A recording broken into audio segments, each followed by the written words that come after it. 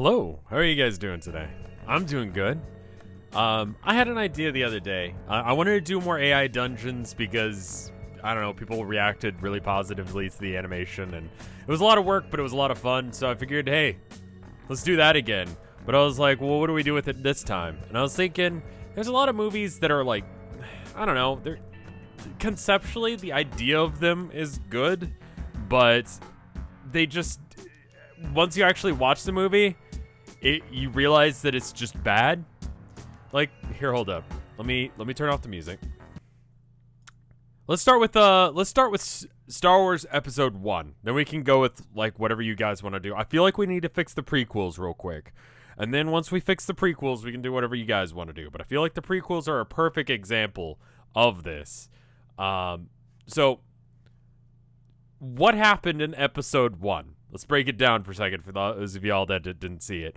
The Trade Federation created a blockade around a peaceful, otherwise nice planet in order to extort it for money. And on that planet, there were people. Anyway, and then the Queen went off to Tatooine for some reason. I don't remember what the fuck that was about. And then they ended up finding Anakin, and they did drag racing in the desert. And it was cool. And this was all the stuff with the Trade Federation extorting people was all just basically them acting as pawns in the grand scheme of the Emperor that was not yet a thing, but was gonna be a thing, right? At a base layer, that story sounds like it will be a not a great movie. Like, you know, but a good Star Wars, like, I don't know, a good... It sounds like a good movie for, like, a summer blockbuster, you know? It sounds like a good summer blockbuster, but it doesn't sound like a good, like, you know, it's not going to be, like, a endless movie. Like, if I show that to my kids, theoretically it'll be good, right? But it wasn't. It was really boring because they spent so much time on the taxation thing that no one cared about. And then the kid actor they got for Anakin just was a kid actor and therefore was annoying. So, here's what we're doing. We're going to do some custom ones. And I already wrote out what Episode 1 was. So, Episode 1, as far as this is concerned, is you are you are Obi-Wan Kenobi, a young apprentice Jedi Knight under the tutelage of Qui-Gon Jinn. You are on a Trade Federation ship that is currently blockading the planet of Naboo. You have been assigned to settle the matter. That is how the movie starts. We have to pick to be one of them, and I feel like Obi-Wan is the winning pick because, spoilers, Qui-Gon dies. Alright. We're going to rewrite at least the first 3 Star Wars movies. 4, 5, and 6 were fine, and apparently 7, 8, 9 were bad. I didn't bother to watch 8 or 7 because I just didn't give a shit. So... I know. Spoilers for, like, I think it came out in 2002. Did you break my own spoiler? I did. I'm going to get banned from my own chat. All right, here we go. And then on top of that, I found the opening crawl. So I'm going to tell it to remember this shit, which is just... This is, like, the most boring way to start a Star Wars movie. Can I be real? Like, you go deadly battleships, greedy Trade Federation. That sounds great. And then it's just like, no, that's not what happened, though. And then, you know, like, all the other ones have been great. Like, it is a period of civil war. We're starting with that in A New Hope, right? But the taxation of trade routes, that's just an awful way to start a movie. You know? Okay, so this is what I wrote already. You have been assigned to settle the matter. I am ready for battle, my emperor, you say. But I would ask that if it is truly necessary that the Trade Federation has not attacked us yet, and we have no reason to believe that they will now. Okay, so I don't know who's saying that. Space taxes. Oh, I'm saying that to the emperor. Oh, wow, that's an interesting start. Obi-Wan Kenobi is actually in the Emperor's control. Sure. Okay, cool. Good start to a movie. That could be interesting. That could be an interesting shift. Also, a couple people resubbed. Injitech, thank you for the 40 months of support. Holy shit. That is a long time. And then Ultra Grunt, thank you for the 9 months of support. Holy fuck. All right.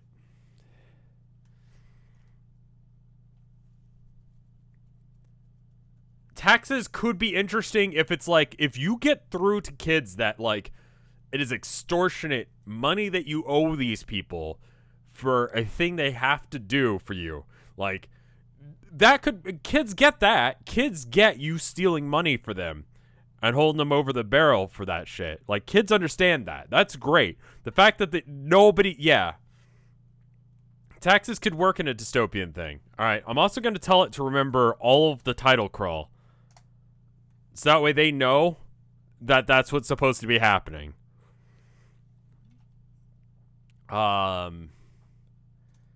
Turn off comm reader and sit at negotiation table. I assume I was having that conversation. Is it a new mic or I just turned myself up? Can I just find the script of the movie? I could, but I just threw in the title crawl. You can read that to see what I just added. All right.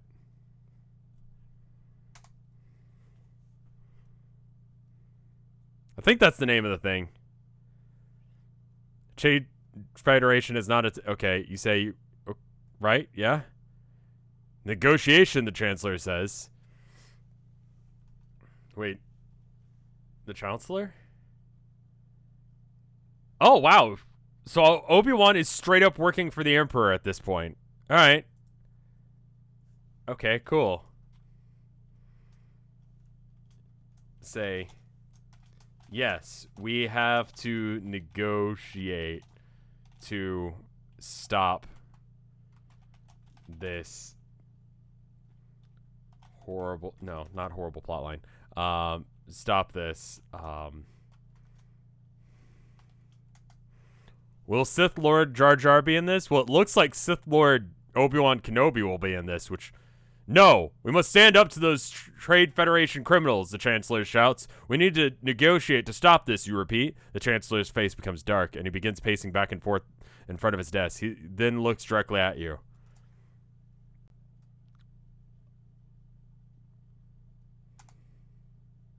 Okay. His eyes are cold and empty. I don't care what you want from me, but I'm not going to give it to you, he says, and he turns away around and walks away from you, leaving the office, leaving you alone again.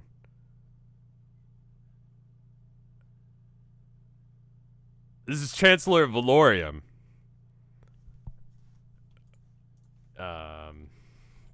Chancellor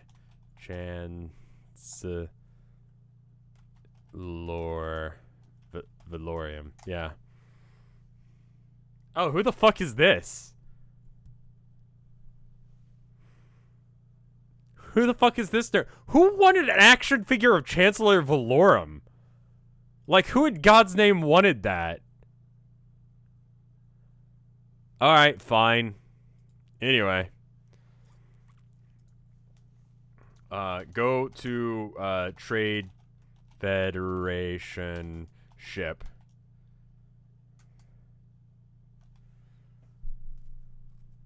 Isn't he the villain from the Dungeons and Dragons movie? I remember renting that and watching it with my family. They could give less of a fuck about that movie, and it was really bad.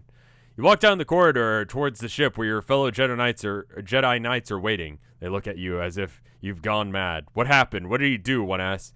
He killed them. Another replies. The Chancellor just turned into a monster. Okay.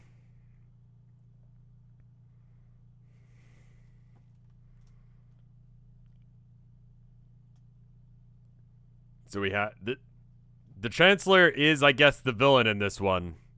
You're jumping ahead a movie or two here. You know what? Honestly, we could probably skip episodes 2 and 3 and just go to the part where the Emperor is an asshole. That actually does fix a lot of the problems, you know? Like, just start it with Anakin just being kind of unhinged to begin with, and there you go. Wait, how do you spell Anakin? Is it Anakin Skywalker? There we go. Oh, fuck. Spoilers? Come on now.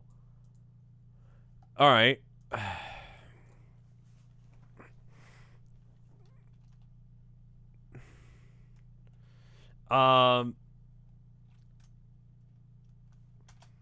We still have time to stop this Cold War. This is the Jedi way.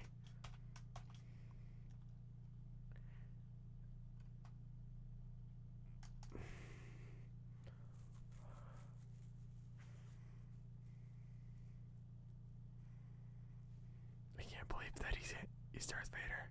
Was it really cold though? Well, I mean, they didn't shoot at each other for the first bit.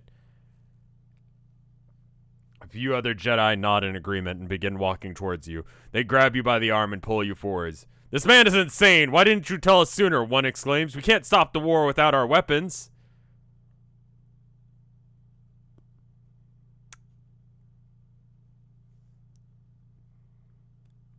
A few of the Jedi nod in agreement and they grab me by the arm and pull me.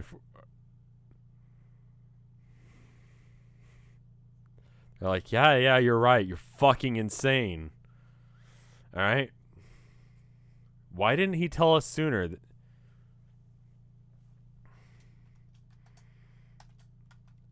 Retrieve weapons and hand them out to the Jedi. I guess we don't have our weapons with us.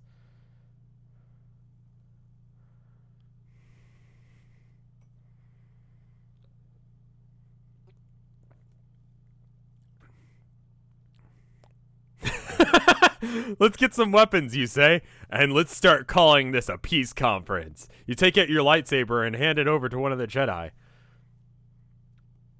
No.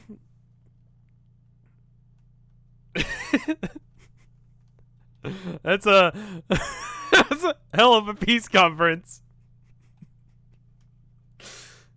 It's this thing comes up with some really good. All right, I'm gonna alter that just a bit and just say and storm off down the hall with the whoops Jedi in tow. Is that right?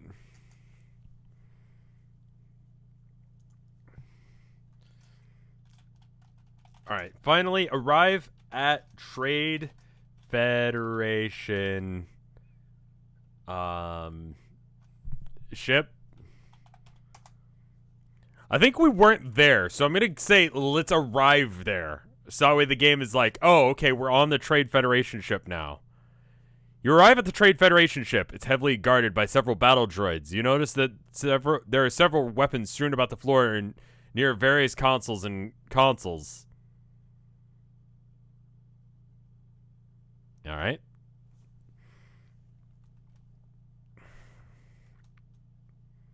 Approach the battle droid and say, take me to... Who is the lead dude in, who's the lead dude on that ship? Head of the trade... What was it? In Trade Federation. Okay. Federation in Star Wars. Let's keep some of this right. Like, I feel like Viceroy Newt Gunray. Alright. That's fine. We have biz with him regarding Naboo.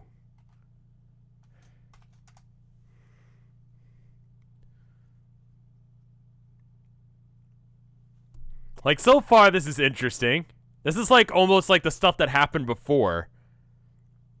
You approach the metal battle droid and say, "Take me to Viceroy Newt Gunray. We have business with him regarding Naboo." Almost read that right. The droid moves closer to you. You reach out and touch its metal armor. Its sensors detect your presence and open fires on you. Draw your lightsaber and deflect the lasers, right? Back at the droids, killing them instantly.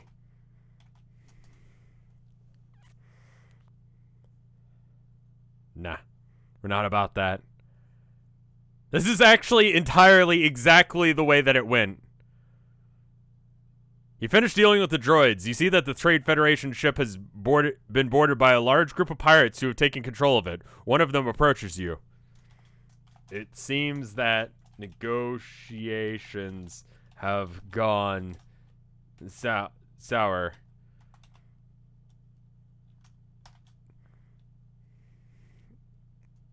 I mean, okay, so there you go. Maybe, all right. So what if the Trade Federation wasn't actually the guys doing the weird taxation thing, and they just had Viceroy Newt Gunray under like gun, and they're holding him hostage, and they're like, extort them for all the money, so that way we can get the money, and then we're gonna bounce. And then the little bitch that Viceroy Newt Gunray was like, yeah, all right, yeah, just don't hurt me, you know?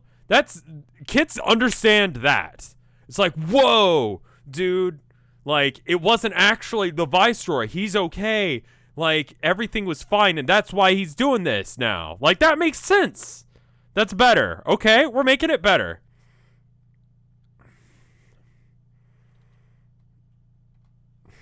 Take me to your captain.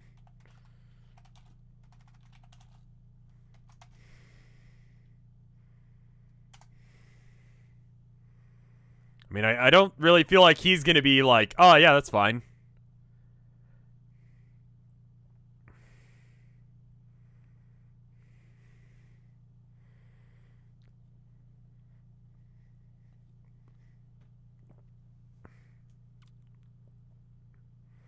You turn to the pirate and say, "It seems that negotiations have gone sour. Take me to your captain." The pirate smiles and nods. All right, well, that was easy. We're writing episode 1. It's completely gone off the rails at this point. He takes you to the captain, who looks like a fat slug covered in tattoos. His name is Slick. How'd it go, he asks. Did they make any concessions? No. They're dead men anyway. What?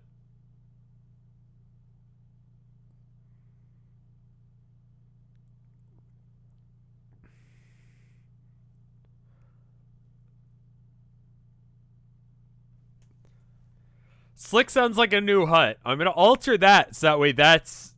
So wait. Who's working for who now? Wait, whose side is Obi-Wan on? Wait, okay, hold up. I need a fucking graph for this because I'm getting confused. Alright, so like... So you got Naboo, right? And they're being extorted by the Trade Federation. I'm going to just put TF. And I'm supposed to be coming in and helping Naboo. Yeah. Me. But actually, I'm not, because the Trade Federation is being screwed over by pirates who I'm...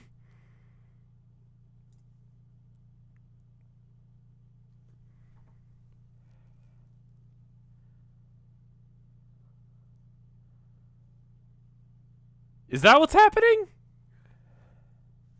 Or do we just tell it that's not what's happening? Because that doesn't make any sense.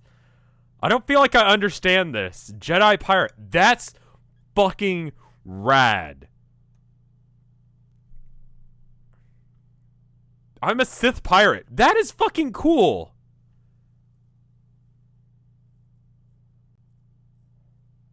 Okay.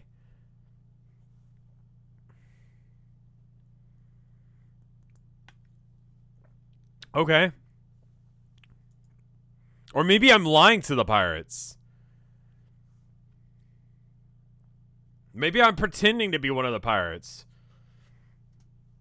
Maybe I'm just lying to the pirates, pretending I'm one of them, and they believe me for some reason because of Jedi powers? Okay. So, where is the Vice Roy? What happened to Qui-Gon? Fuck it. We don't care. He's not here. Qui-Gon doesn't matter. He's dead.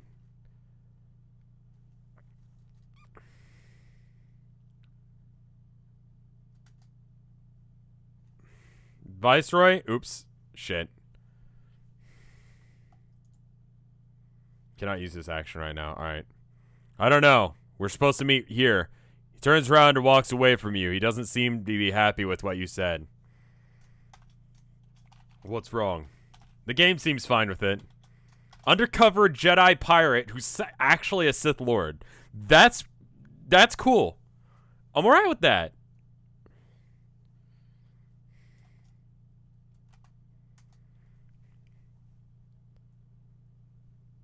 We could make a movie out of this. Slick the Hutt totally sounds like something George Lucas would mean. What do you mean? You ask. You just told me that we should be negotiating with the Trade Federation right now. I'm not sure if that would help us right now, you explain.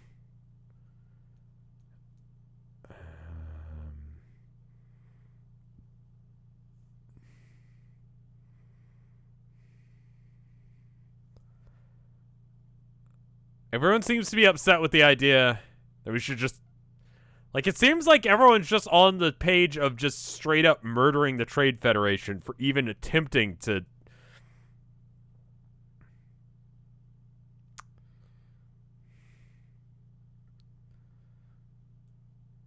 We need to sell more toys. That's right. We need to get into a cool new ship that hasn't been, like, addressed yet. Okay, so we could do that.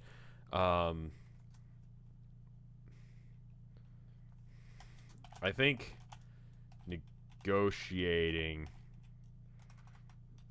negotiations are over, and I made sure of that.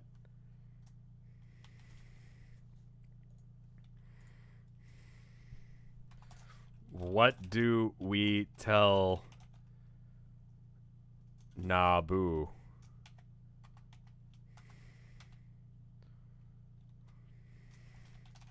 Now that the blockade is over.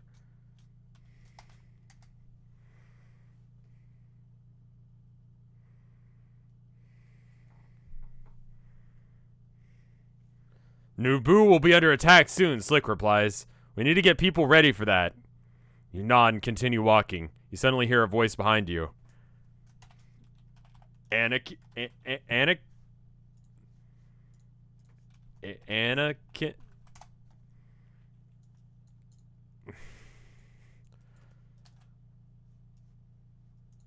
I need to make sure that Anakin shows up, else we can't fix episode 2. So, Anakin Skywalker. Is that you?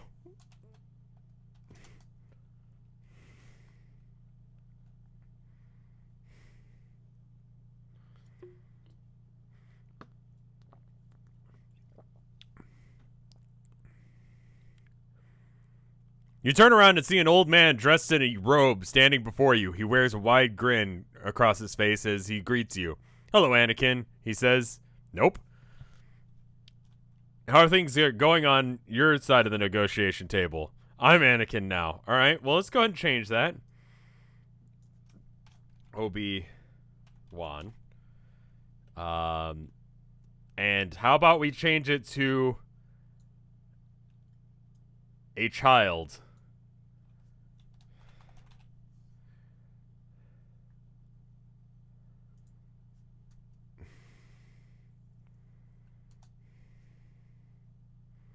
There we go. Better. Fixed. Alright. So from here, we were Anakin the whole time. Now it's fixed. Wait, what if you are Anakin undercover as Obi-Wan? And only this guy knows. Well, he just blew my cover and that's stupid. I mean, it would happen, but okay. Plot twist. You turn around to see a child dressed in a robe standing before you. He wears a wide grin across his face as he greets you. Hello, Obi-Wan, he says. How are things going on your side of the negotiation table? Good enough.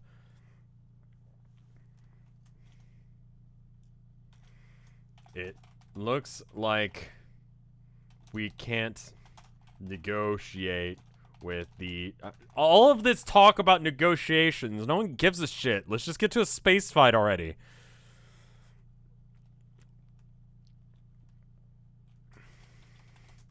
Federation. I mean, we really haven't tried to negotiate with them. We've just decided that we're not going to. It looks like we can't negotiate with the Trade Federation. We are preparing for battle on Naboo. How are your studies coming? Have you found a Jedi Master yet? Looks like we can't negotiate with the Trade Federation. We are preparing for a battle on Naboo. How are your studies coming? Have you found a Jedi Master yet?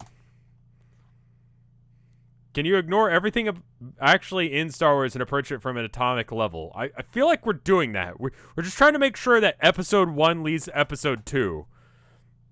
Not yet. Oh, fuck.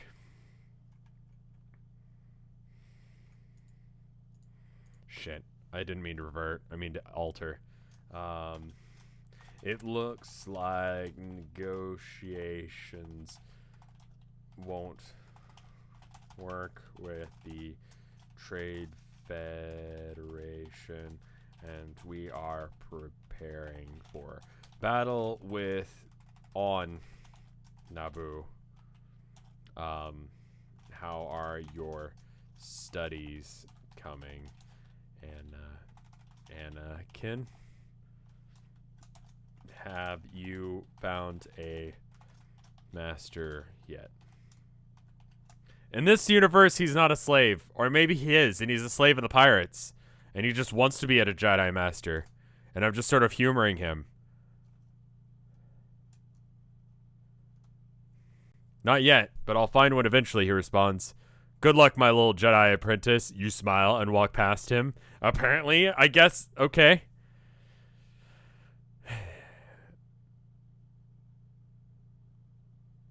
I guess that's how we became his master. As awkward. Jump in super cool star fighter ship. Pick a letter, guys. What is a letter that could potentially be a starship? Because there's already the X-Wing and the Y-Wing and the A-Wing. I don't think there's a T-Wing, but you could probably make a ship out of a T. Yeah? Or an I? But an I-Wing sounds weird. P-Wing? G, T, L, Z-Wing, B-Wing. All of those don't really make sense, like, physically speaking. S-Wing. That's a weird-looking ship. T-Wing. See, we get...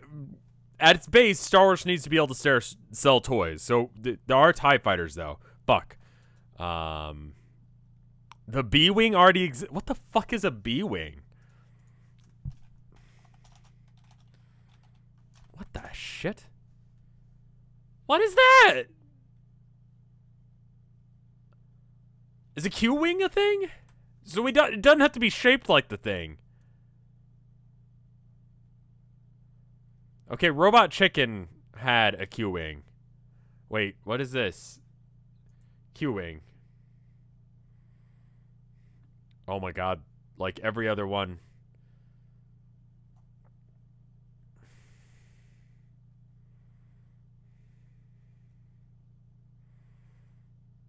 Okay.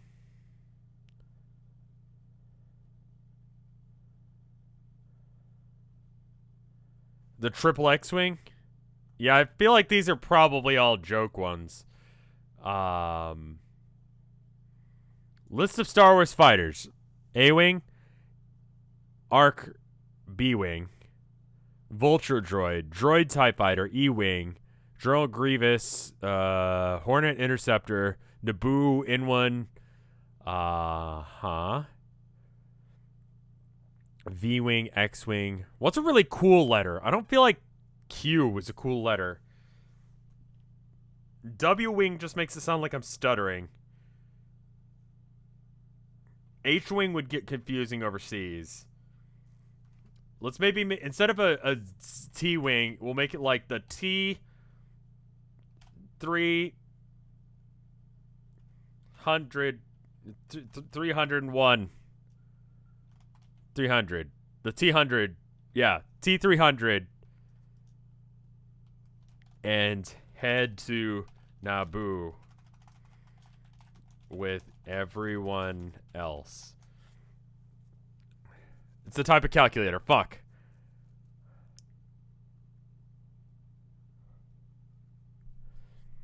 You jump into your personal starship and fly off towards Naboo. You land near a group of soldiers who look very tired. They're wearing blue armor with yellow trim and carrying rifles. Hey guys, we got an emergency message from our friends in Naboo, one exclaims. Out with it, soldier. That's not really Jedi of me. What does it say? What? Yeah, what does it say? I can't be like, what the fuck? Yeah, it's my personal T-300, and it's super cool, and a fighter ship. It says the Trade Federation has declared war on Naboo, another soldier exclaims. This is bad news. We need to prepare for battle immediately. Yeah, we gotta get some more troops there now, a third soldier asks. Well, we're fucking there, so, you know. Good job. We did it.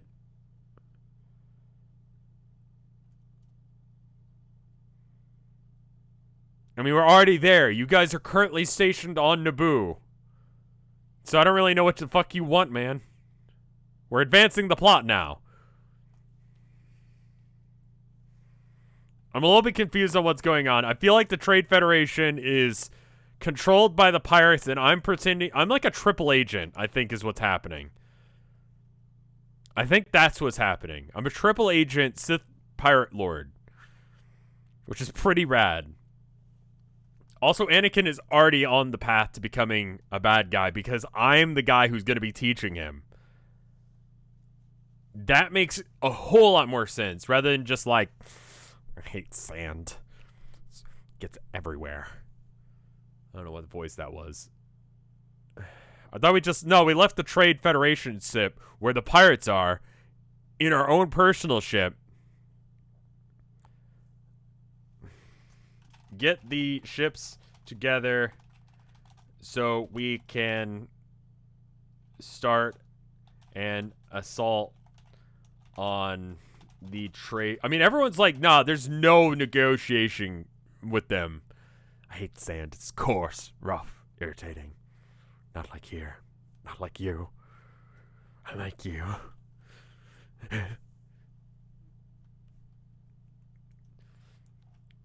So we can start an assault on the Trade Federation. Flagship.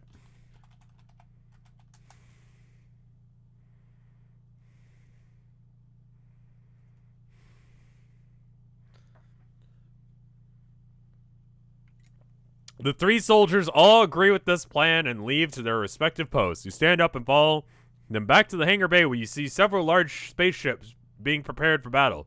A few have been modified with new weapons and other equipment. That's new toys. Perfect. Good job, everyone. Hop back in my T300. It's T300, T301. What the fuck did I say originally? We've just... Okay, yeah, T300. And, go to war with the Trade Federation.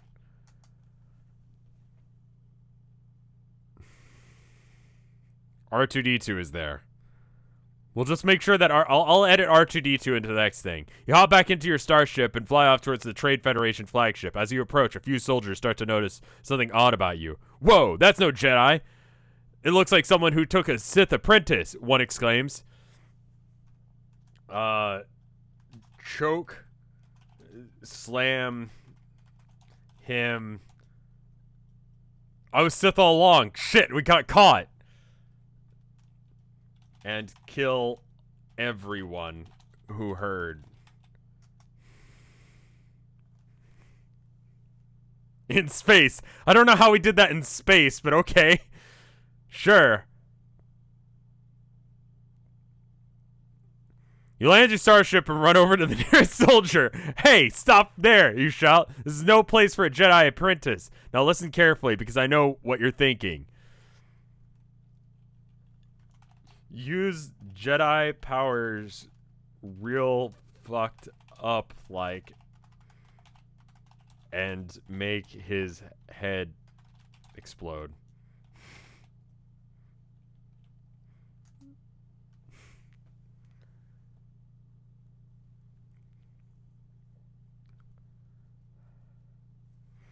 You stop and grab the man by the collar. You stop and grab the man by the collar of his uniform. Use mind powers to kill this man. The man. My powers are... I feel like I just, like, picked him up with my own hands. You force the man to bend over and you snap his neck.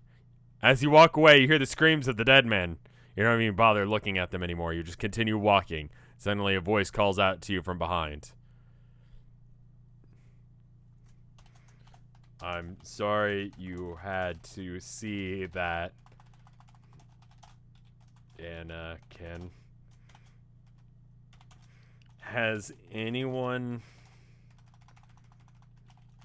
ever told you about Darth Plagueis the Wise? Hey, Donna Cooney. Thank you for the 44 months of support. Welcome back. How are you?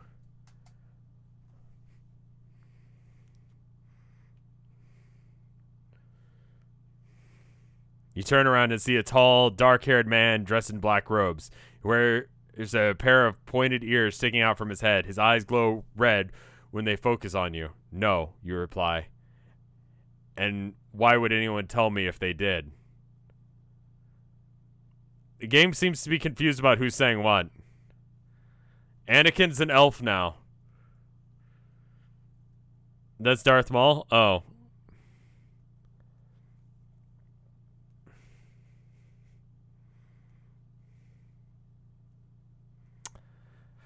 Yo, what now? That's not how you spell Plagueis. I don't give a shit, honestly. You turn around to see a dark-haired man dressed in black robes. Okay.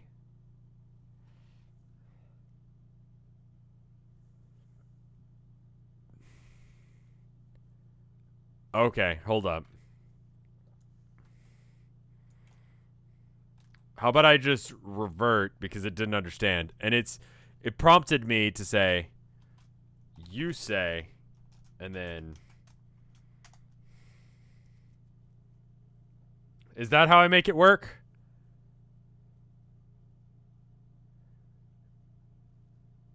Okay. No. Confusing.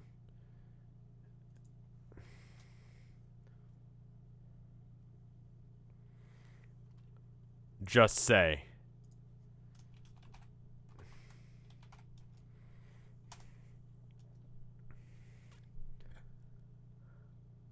It probably figured out that I was reverting a... No, not really, you reply. When will Yobel stream? Go ask Yobel. This is my... I'm streaming right now. I don't know when he's streaming. A short time later, you arrive at the Trade Federation flagship. Okay, but... he.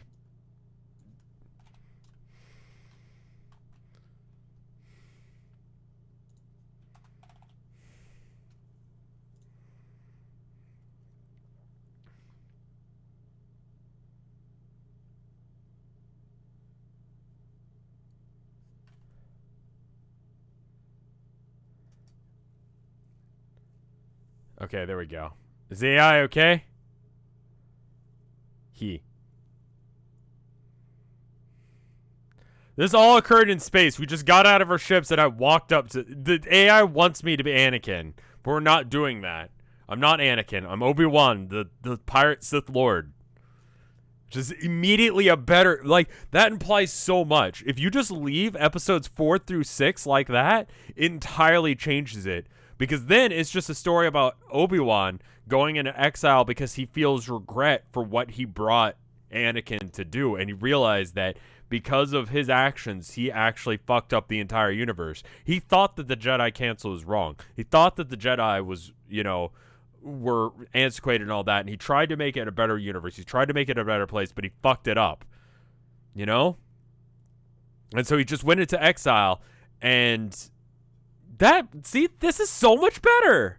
Morally gray Obi-Wan. Like, almost like someone actually with any attempt at writing did this. It's good. We're extrapolating quite a bit with what's going on here. But, it's a story. I feel like we could probably just say this is episodes 1 through 3 at this point. But see, then you can be like, this is the problem with the Jedi. Like, they don't, allow you to have these emotions, and it allows for these kind of things to fester, and it allows for these kind of problems to happen.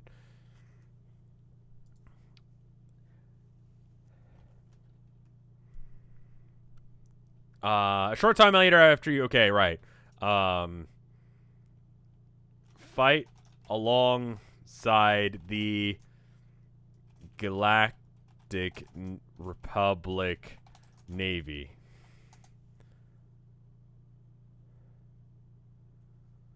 This is literally stuff Knights of the Old Republic gets into, and it's so good. You join the Republic Navy and fight alongside them against the Trade Federation. Soon after, you receive orders to capture the Trade Federation ship called the Rask. When you reach its location, you find that it's under attack by Republic ships as well as Trade Federation. What? When you reach its location, you find that it's under attack by the Republic ships as well as Trade Federation forces.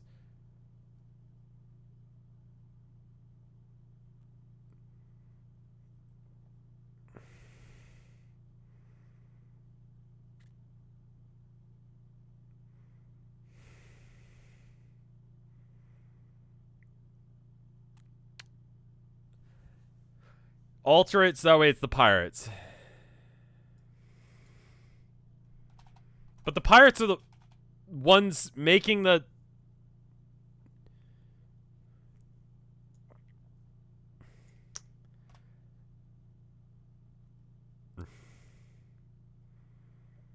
The pirates are the ones controlling the, we've hired the pirates to act as the Trade Federation in order to start this pointless war, in order to have the vote of no confidence, in order to do that shit, right? It's going back to the graph.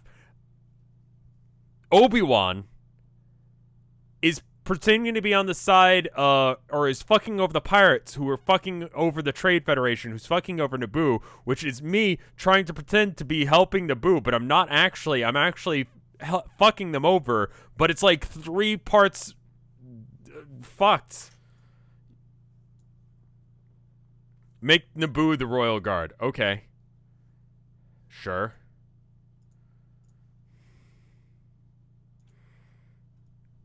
As well as the Naboo Royal Guard.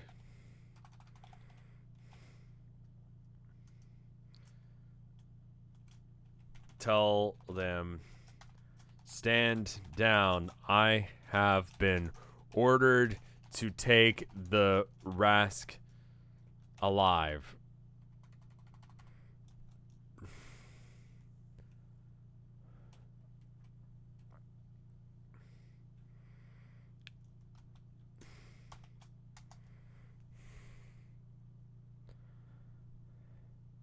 Intact? I guess intact. You're the public ships to stand down and enter the ship yourself. When you do, you find it's much larger than any warship you've ever seen before. There are many rooms filled with strange devices and machinery, most of which seem to be connected somehow. Go to the bridge. There we go.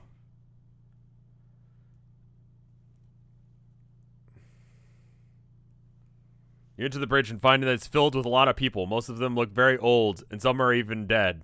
They aren't talking, though. They're fighting with each other. Listen. What are they talking about?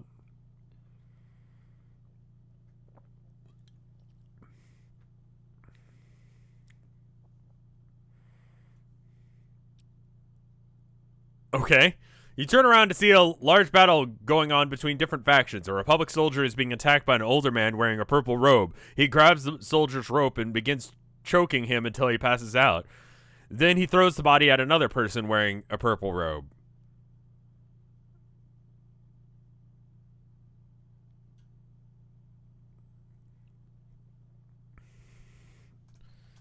Approach man in purple robe with lightsaber drawn. I feel like he just did like friendly fire. You approach the man in the metal robes and speak softly. Sir, please calm down. You look at the man looks at you and smiles. He points his finger at you and says, Don't think this means anything to me. We have a long history together.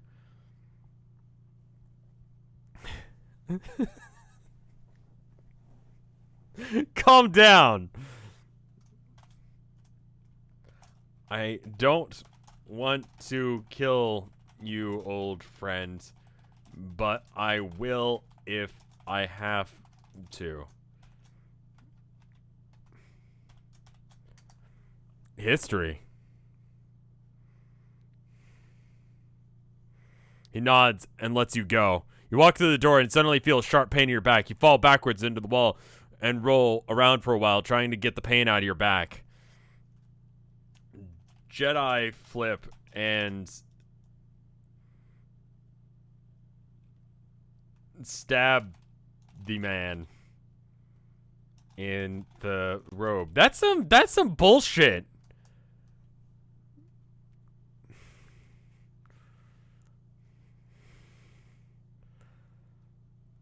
You jump up and grab a lightsaber from the floor. You quickly run over and stab the man in the chest with it. Blood spurts everywhere and he falls backwards. He tries to raise his hand to defend himself, but you easily deflect it and knock him out cold. Rad. Take the bridge, killing everyone.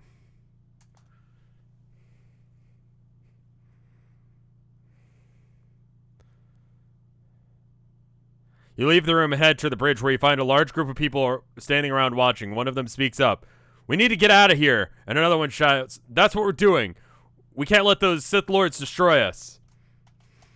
Too late. I'm already here. And then kill them all with Force lightning. While screaming unlimited power.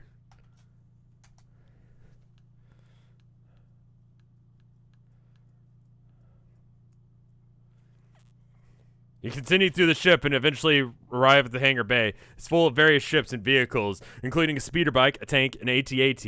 Holy fuck, it actually knows what an AT-AT is. Walking upright on Wait, which one is the AT-AT? AT-ST is the two-legged one. Okay, yeah, no, that's right.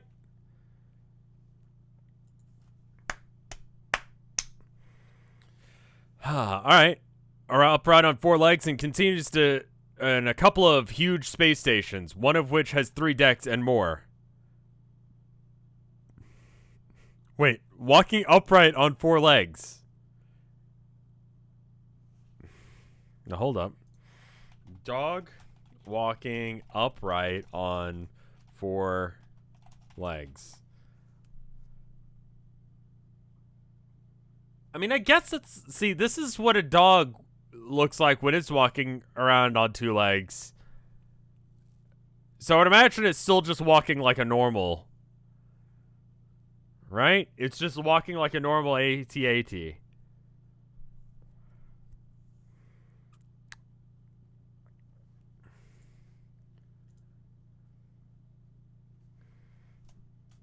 Contact the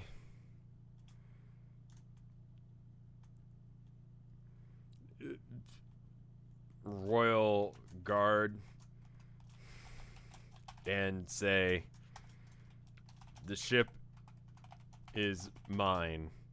The war is over. Over. We're trying to fix Star Wars? Yeah, and it's much better now. I carried AT-ATs in space.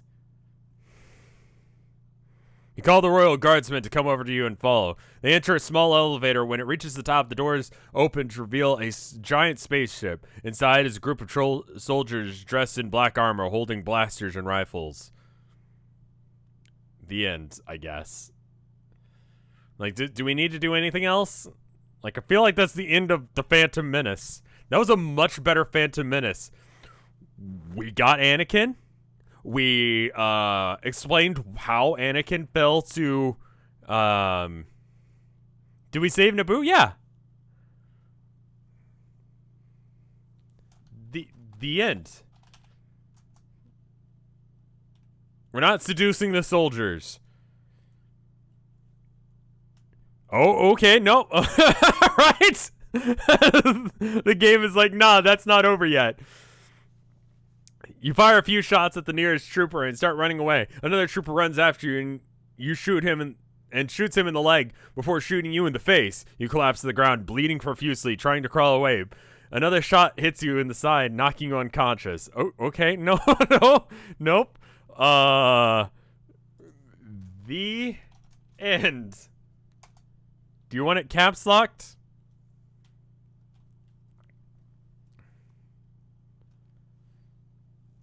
Ending. The Empire Strikes Back. Okay. I don't think that was the next movie. But yeah, we could probably just skip the other prequels. This is our twist ending to the, Wait, does that mean that Obi-Wan's the Emperor now? What? What was episode 2? I mean, honestly, tell me what happened in episode 2 of Star Wars. I dare you. No one gives a shit. It didn't matter. It literally did not matter. Okay? No one cares. I'll tell you what happened in it. Episode 2 summary. 10 years after the Phantom Menace, the Republic continues. This is the really boring one where nothing fucking happened. Tell me what happened in this version. Well, I feel like this could have been... We might be able to split this up amongst maybe a couple ones.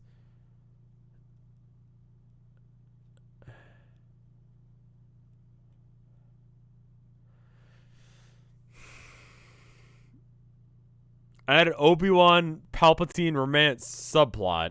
Well, I feel like we need to fix other movies now. Does anyone have any recommendations for another movie we can fix? They found a clone army, but whatever. I mean, like, I found the clone army. It's right here. You know?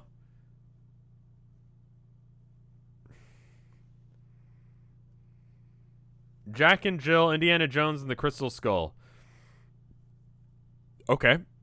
Indiana Jones and the Crystal Skull was... That would be... I feel like we could fix Crystal Skull. Indiana Jones and the Kingdom of the Crystal Skull. We're going to fix it. We're going to make it better. All right, what happened? Most of these have like a Metacritic of about like 50 to 60. Like that, you see the potential. You know? All right.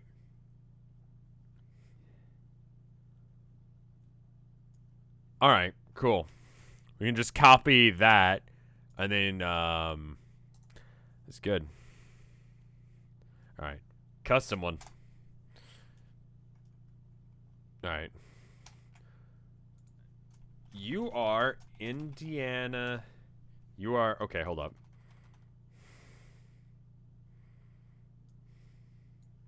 Cut. You are archaeologist and adventurer Dr. Henry Indiana Jones Jr. You are okay. The year is 1957. You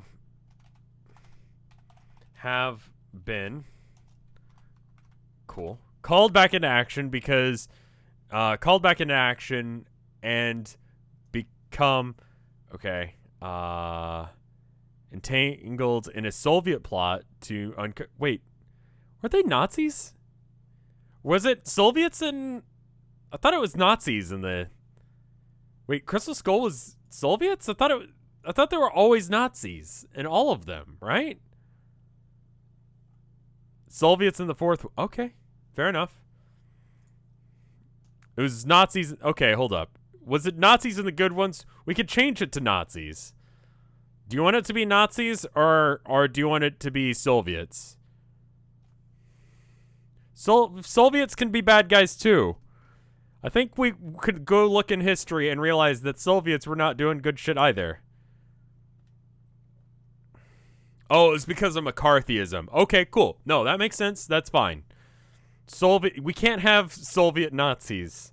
That's just not a thing. You could have secret Nazis in the 1950s. Sure, why not? It's Indiana Jones. They have fucking aliens. Why are you like, oh no? Not that.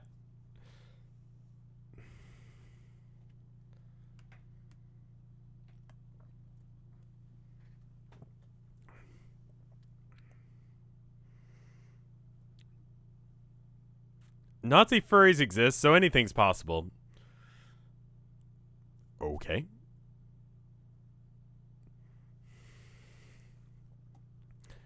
You've been called back in action and become entangled in a Soviet plot to uncover the secret behind the mysterious artifacts known as the Crystal Skulls. I feel like this is a functional start to a movie. Overall, the idea behind Indiana Jones and the Crystal Skulls is good. Just like in Ark of the Covenant, you know, you have a thing. You have the thing that the movie is named after, and everyone wants it because of its supposed magical powers that, you know, could do a thing. Immortal life. Who knows? We don't know what it does, but it's cool, right? And you got to get the thing, but it's dangerous, and maybe you shouldn't use it. Maybe we shouldn't be fucking with it. That's perfect start to a Indiana Jones movie. I'm fine with this. We'll make it work. We're going to make this work. We're going to punch some Soviets. We're going to skip the nuke-proof fridge. Your mission to find the skulls of the ancient warriors who once wielded great power over evil forces. Can you succeed where many others have failed? Will your courage be enough to overcome the overwhelming odds and survive this deadly adventure? Wait. Oh, okay. Look around. Or how about we just continue? Go ahead and tell me what's going on. Features. A gripping story with plenty of twists and turns. Holy shit, this thing's trying to sell us with bullet points. An immersive world filled with characters and events that will keep you on the edge of your seats. This game features some in-app purchases which may affect gameplay. Fucking goddamn it! I can't get away from it no matter where I go. Alright, fine. Okay, that's fine. God damn it. I feel like we've already fucked up the Crystal Skulls. We added in-app purchases. If you want the movie to be good, you're gonna have to pay $9.95. I mean, fuck, the important bit of episode 9 of Star Wars was in Fortnite, so why not?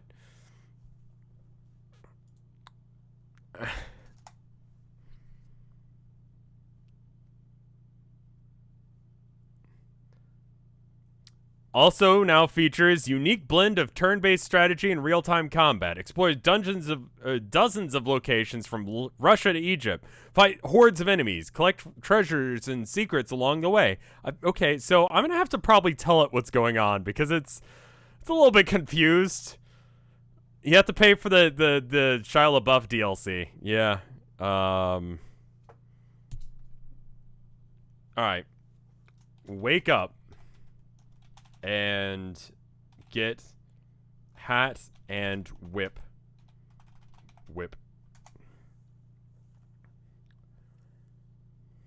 This thing is trying to sell us a video game. You wake up and grab your hat and whip from the table. Then you remember that you forgot to put them on. You look at yourself in the mirror, which has changed its appearance.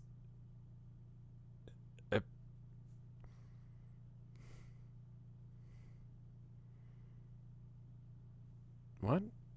The mirror?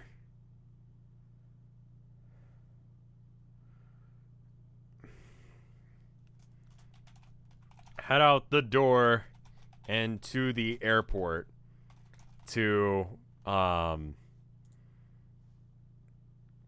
where was the crystal skull?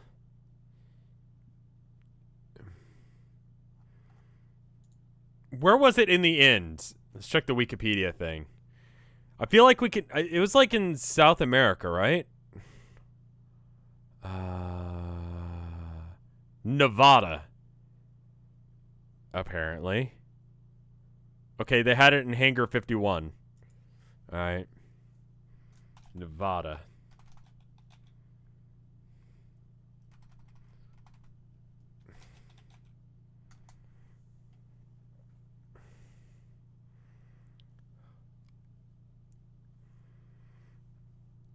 You head out the door. You walk out your front door of your house and see it's already dark outside. You wonder if you should go home or continue on with this journey. You decide to keep going and head towards the airport. Honestly, sometimes when I walk out the door, I'm like, I don't want to go. I don't want to go home.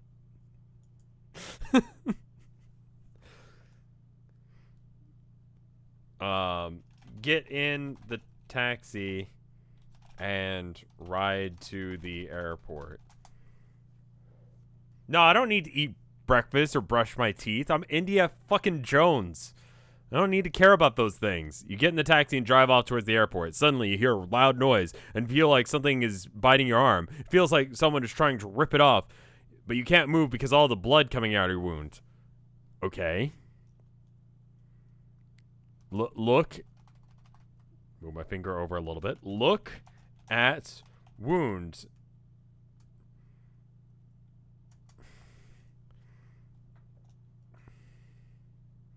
I feel like we could probably skip. You look at your wound and see that it's bleeding profusely. You don't know what happened, but you're sure that you've been bit by some sort of insect. You suddenly see a bright light and everything goes black. Okay. You know, I really do feel like the beginning scene with us waking up in the morning and going to the airport was a really boring start. So maybe the game's just trying to skip that part. Okay. Wake up. Sure. No, it was kind of boring to start at our house. Car scorpions. You wake up and realize you're still alive. You try and stand up, but you fall back down on the floor. The pain is excruciating, but you manage to crawl out of bed and get dressed before calling for help. What?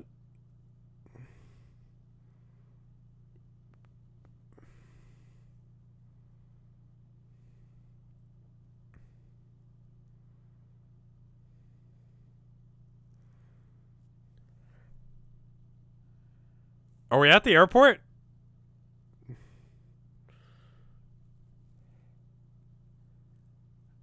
Mind scorpions? I had a fucked up dream. Remain naked. Am I having a heart attack? What's happening? It was all a dream. Indiana Jones in the sudden train wreck. Indiana Jones in the sudden car wreck, more like.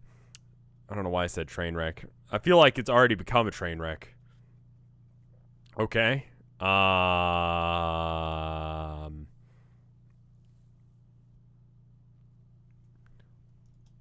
Use whip on the mind scorpion. How do you, is that how you spell scorpion? Oh, maybe I'm in the hospital. Press call nurse button.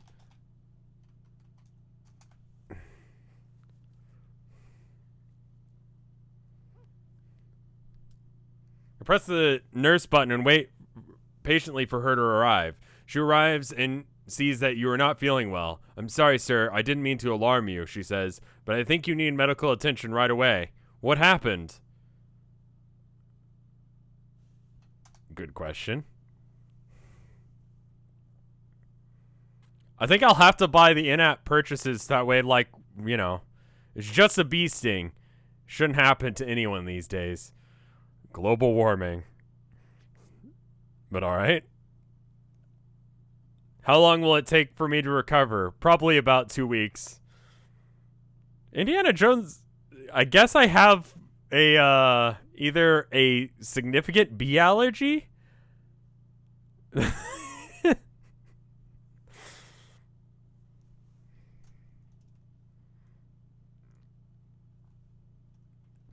Indiana Jones and the hospital visit. Soviet bees?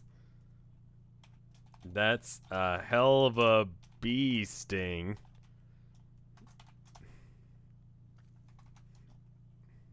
What kind of bee could do this kind of damage? Let me add some punctuations, that way it knows what's going on, because the AI gets confused sometimes. In a world without bees, Indiana Jones is allergic, and he didn't know until now. Honeybees aren't the only ones capable of doing such things, sir. Well, how come they're still around? I mean, I feel like we're just mad that we got stung by a bee, but, like, you know, really, like, we can't be like this. We kind of need bees. Like, unfortunately, bees need to exist. They're very important. Indiana Jones is really pissed off about bees. Sure. Fucking bees really hurt. Why do bees have to exist?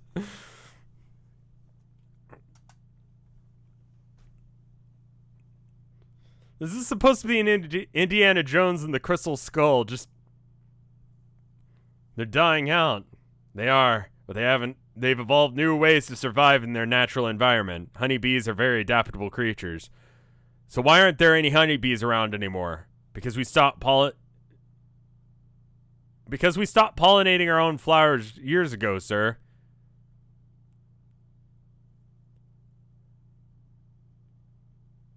What?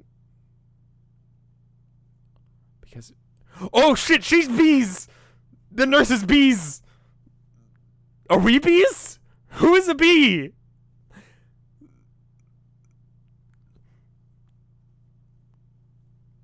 Wait, who's the bees?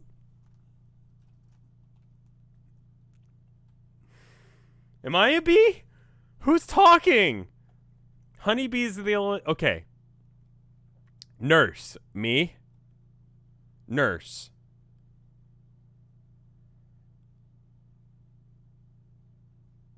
No, this is me still. Nurse, me. Nurse. Me. Nurse. That's the nurse, but... Okay. I just had to, like, work it out. The nurse says, because we stopped pollinating our own flowers years ago, sir. Kill the secret nurse bee with your whip.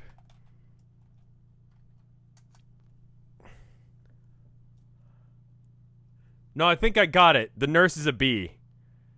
You whip the nurse bee into oblivion.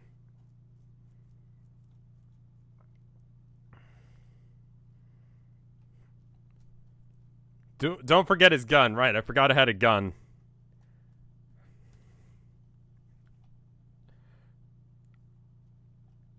Listen, bees shouldn't exist. In this universe, bees are just hostile. She's gone. We did it. Sneak out of the hospital and get back to the airport. Avoiding the Soviet bees.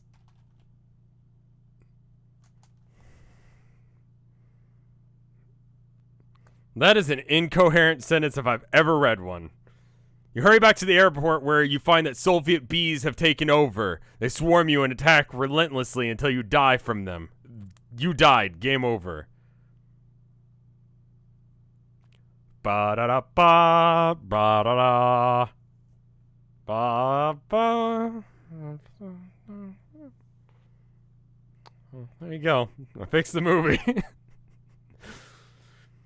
Perfect bait and switch. You think is it going to be about the crystal skulls, the thing that Dan Aykroyd has like vodka named after, and he's got weird magic vodka. But the crystal skull was just a bait and switch. You think that it's going to be about that? He gets in the taxi. Nope, it's about bees now.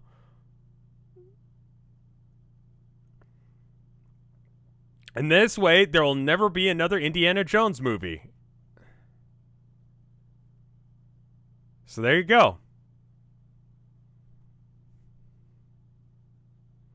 Honestly, Crystal Head vodka is fucking amazing. It's like melted ice cream. It's so good. I like it. All right, well. That was an interesting swing. After, fighting Nazis for years, Indiana Jones just suddenly gets killed by bees. It's all right, then.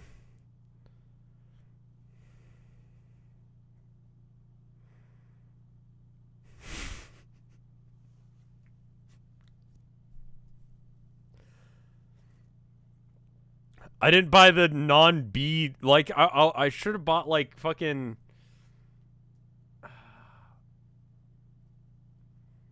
I should have bought the DLC. Alright, how about we do a quick BRB and then we'll come back. You guys fight amongst yourselves on what movie we fix next. So far, we're doing good. We fixed so many movies. We fixed the entire prequels and also Indiana Jones and the Crystal Skull. BLC. Oh, I see. DLC, but with bees.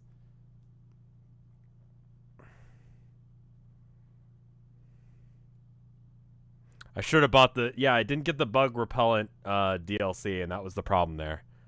All right. Be right back. 2 minutes. BRB. Today's Chronon game, by the way, is Driftlands, the Magical Revival. It's $10.79, 64% off. 4X real-time strategy. I've never really been into 4X, but I'm a sucker for floating islands. I don't know what the fuck this is, but it looks neat.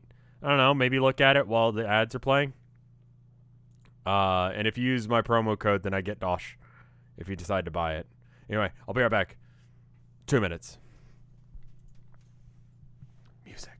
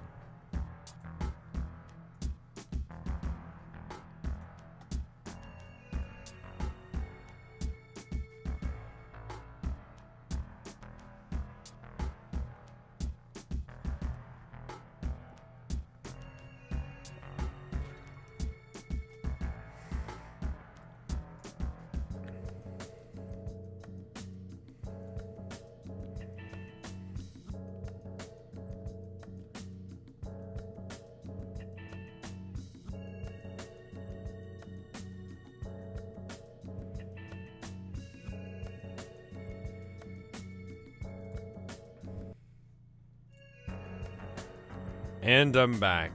I'm looking over the responses in chat, and it looks like there's a little bit of a fight in chat about what we should fix next. I did tweet about this earlier. I'm going to check over and see what people said. Some people made some suggestions on some movies. Some people have suggested like B-movie and Harry Potter. There's a lot of listen, like The Room, you can't fix The Room. I don't know if there's any way to fix The Room, you know? Like, we need to pick movies that are like, oh, fuck. Like, at their base, that sounds like a good idea, but then they just fucked it up in execution, you know? So here's some suggestions based on the Twitter thread that I posted earlier. And you guys you let me know what you think. I'm not going to touch The Room. The Room needs to stay the way it is. We fixed the B movie already. Yeah, that's a good point. Blues Brother 2000, suggests Ima. Scott Pilgrim, Tomorrowland, Milk Money. I've never heard of that. The live-action Avatar: The Last Airbender movie. I feel like the problem with that one was because it was nothing the fuck like the anime.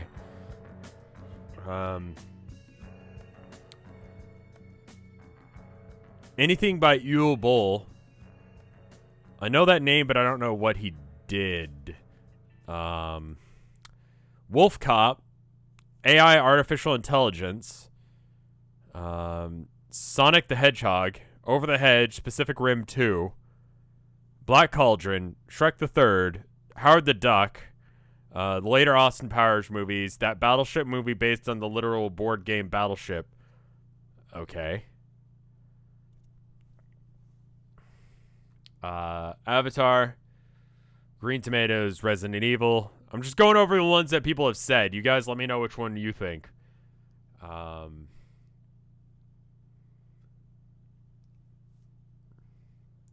in the Hat 2004, Bright, Waterworld. I liked Waterworld. Waterworld was almost good. Like, it was Mad Max, but it was in the ocean. It's pretty cool. It was just really expensive. Rise of the Skywalker, The Road. I liked The Road. That was a good movie. On Her Majesty's Secret Service. Cats 2019. Well, I mean, like, that's just a graphical thing they need to change. Shrek. Did you know there was a Cat in Hat 2004, the Doom movie? I mean, that's just me playing Doom at this point. Pacific Rim 2. Well, I didn't play I didn't watch Pacific Rim. Pacific Rim. Alright, let's try Pacific Rim. I didn't watch the first one, so we're gonna have to just go with that. Pacific Rim 2. Alright.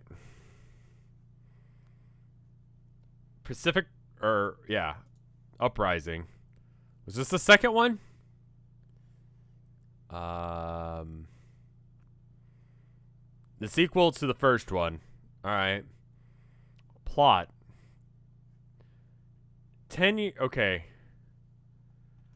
In which are. Okay. What the fuck even happened in this movie?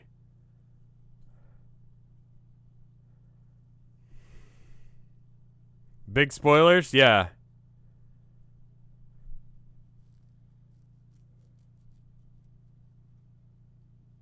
Like, what the fuck is this?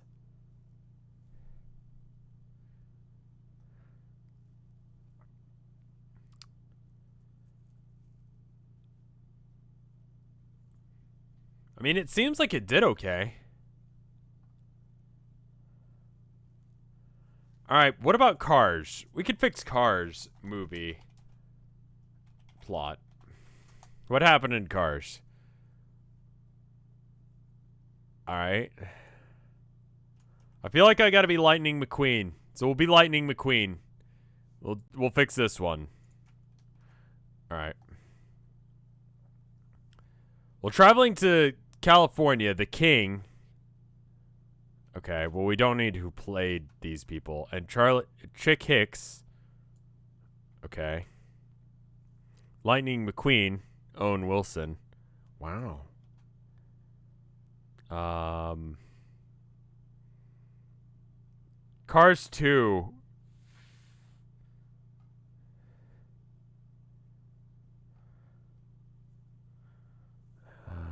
Radiator Springs. Well, wait. If the first one was good, then why are we fixing it? Larry the Cable Guy. Well, shit. They meant Cars 2. I was like, man, this sounds alright. Sounds like a kid's movie. Cars 2.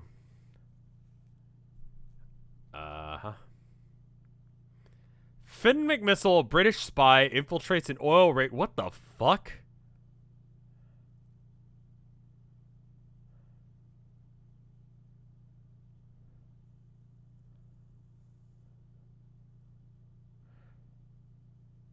What?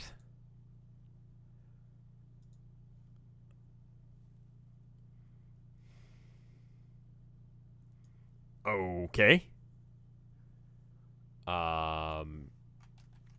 Sure. You are Lightning McQueen, a four-time Piston Cup champion after the recent death of his what?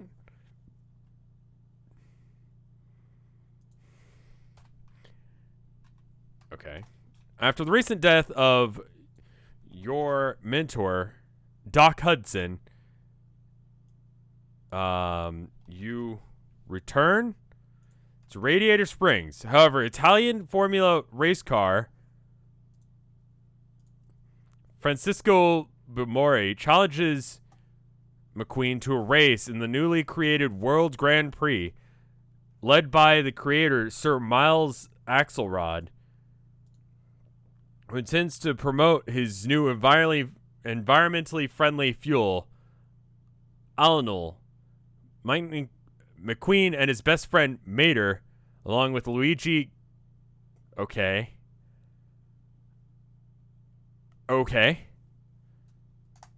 Sure. And then we'll just let it know that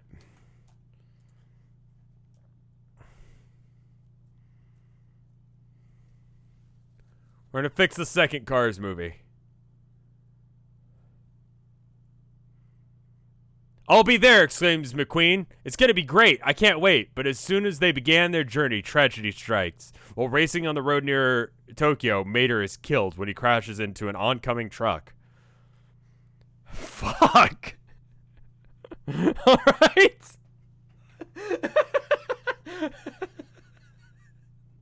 Just start the kids' movie off with that. All right. Sure.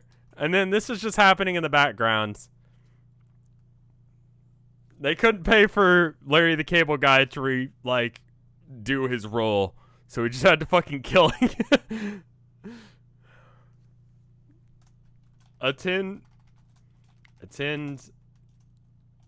Mater's funeral. Bold new direction. But the oil rig prologue. No, I put that in the remember. So it knows, but I'm not that character, so I don't know. McQueen and his friends arrive at the Grand Prix track, only to find out that it's been transformed into a war zone. The racers are being attacked by a mechanized monster called the Shredder Bots. I'm getting a little bit of narrative twist going on here. Sure.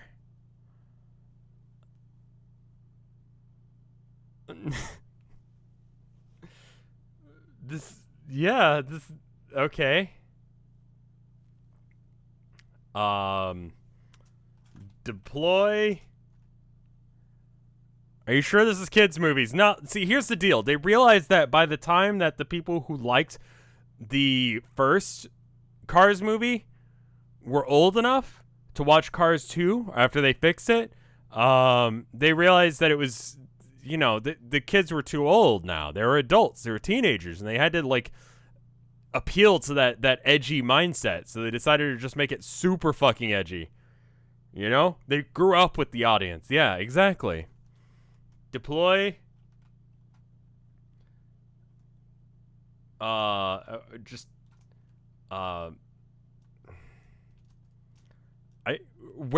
the fuck do you go if the Grand Prix tracks has been turned into a war? Where the what? Okay. Deploy guns, secret guns from headlights and shoot the shredder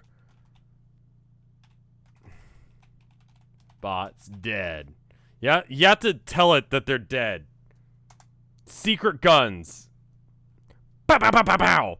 You're shooting them, and they're all exploding, and there's robots everywhere. The battle between the two teams continues until one of the racers, Luigi, is fatally wounded. A bomb planted by Colonel Starsky destroys the racer's motorcycle and kills him instantly.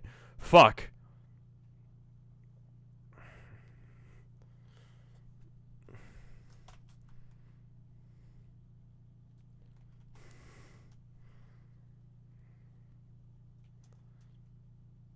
Okay. A motorcycle, but he's a car. He was riding the motorcycle.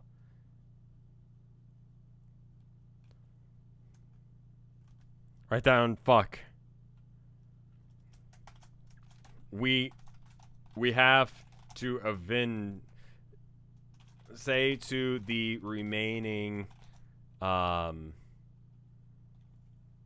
friends, we have to avenge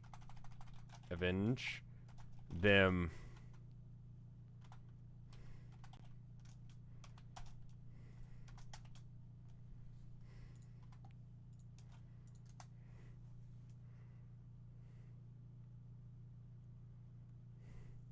With the loss of the leader, the Shredder Barts are forced to retire and show respect for Luigi. McQueen and his friends drive off without him. As they do so, McQueen says, "Let's go avenge them."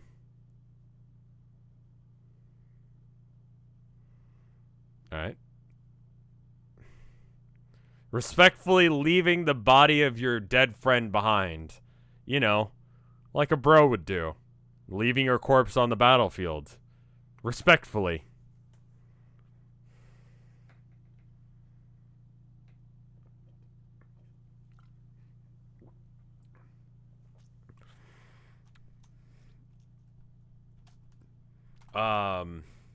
Use hacking powers to... I don't know what happens in cars. I'm assuming that McQueen can hack things. Use hacking powers to find out who caused the attack and if they were behind Mater's death.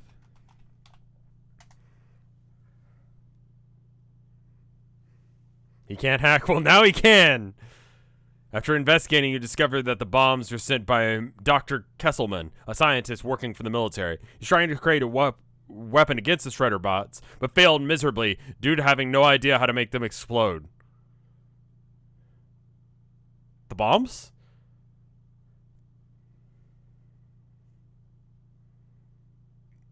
He didn't understand how to make bombs explode? Dude, you suck at your job. Like, that's entirely what bombs do. That's exactly the entirety of what bombs do. Track down Dr. Is Dr. Kesselman in this? Who the fuck is Dr. Kesselman?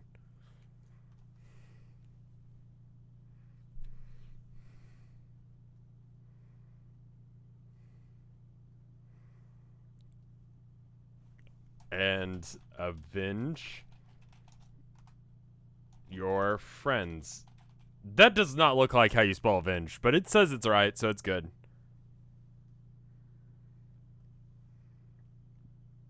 He didn't exist in the original series. Well, now he does. He followed the clues and eventually catch up with Dr. Kesselman, who fled New York City and explains that he tried to warn the government about the Shredder bots, but it was ignored.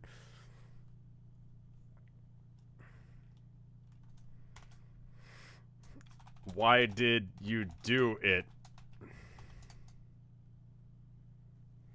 Why did you make shitty bombs?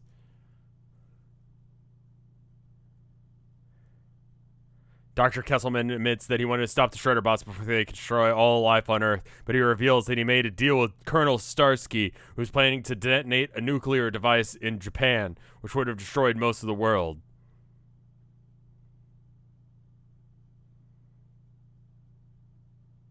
Uh-huh. Is Colonel Starsky a character in this universe?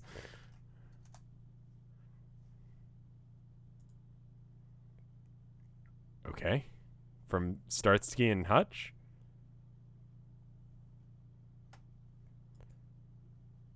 Is this what is happening?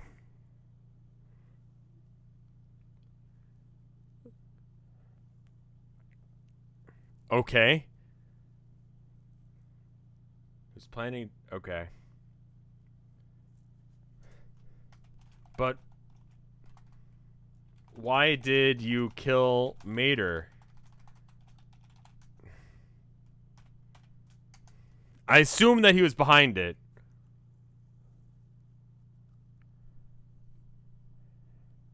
Maybe this is why there are no, like, humans.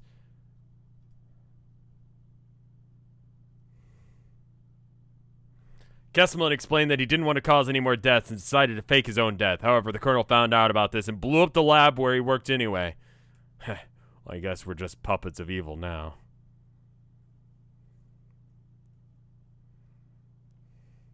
Wait a minute. Dr. Kesselman. Mater is his first name. Dr. Mater Kesselman.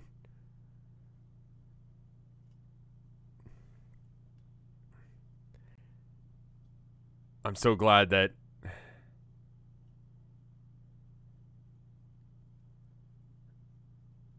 okay. No wonder he couldn't make any bombs. He's a fucking mechanic. And the whole idea that okay, it's coming together. Dr. Mater Kesselman, of course.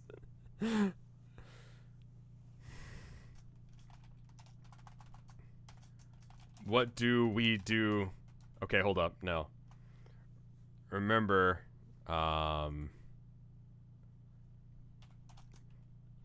Dr. Kessel. How do you spell it?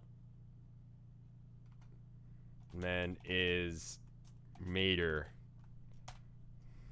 Okay. Alright, well, what now then, old friend?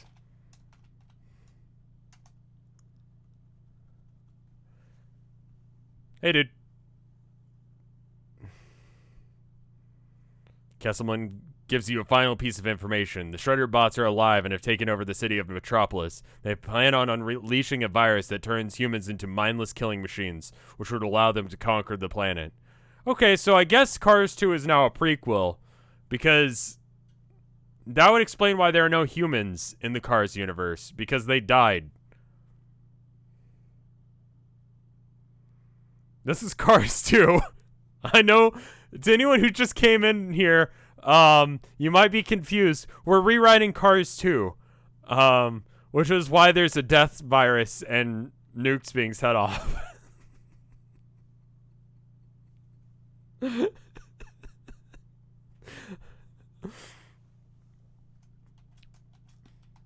Maybe we are the Shredder bots after all.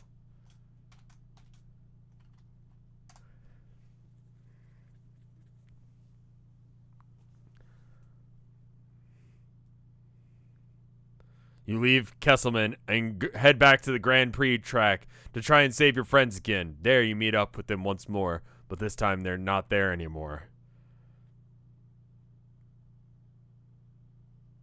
All right. So are we like revisiting the battlefield and just remembering our losses? The people who died there? And we're visiting their spirits, like, and thinking about the crimes we committed?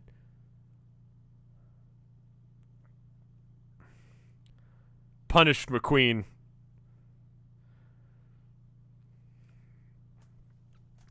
Remember your fallen friends and realize the virus will kill all the humans and attempt to forget what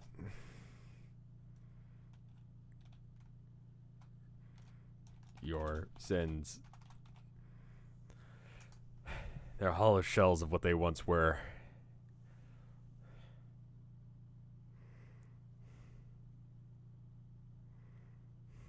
As you approach the finish line, you see that the race has been won by Mr. Incredible and his friends. The Shredder bots are defeated forever.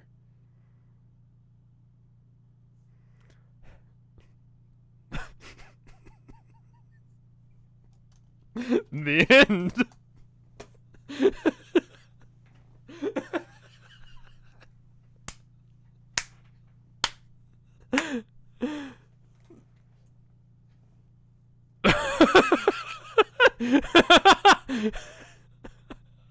Oh, okay. Fine. There's the crossover. It's like Avengers Endgame. They're trying to make sure that like all of the different universes come together and we can have one big fucking enormous like thing.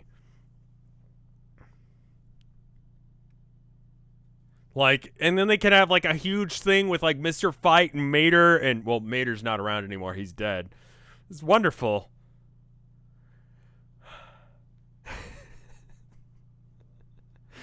The game likes to think that it has multiple endings.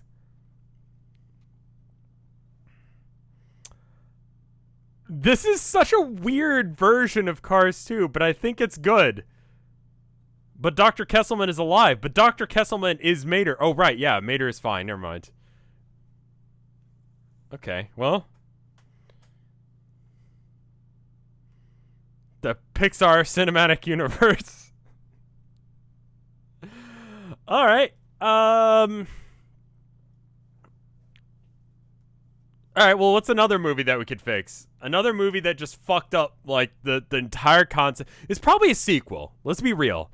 Like, all of these have been sequels, right? Because that's the problem, is the first one was good, and you can see how it could have been good. They just fucked it up, right?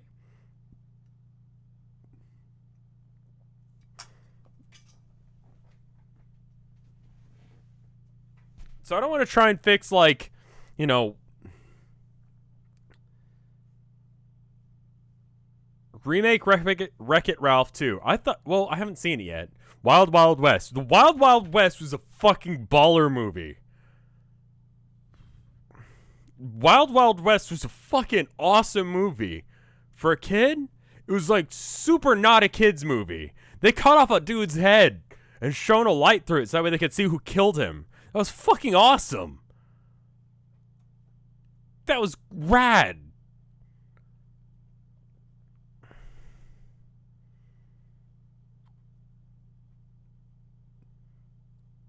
I have no idea how Wreck-It Ralph 2 went. Men in Black 2. Yeah, it's fucking 90s bullshit. Like, remake Family Guy, the whole series. Fuck it. All right. Family Guy. Family Guy funny moments are actually doing intensely better than me. Like, so yeah. Let's just remake Family Guy. It's gone downhill. We can make it better. All right. Setting.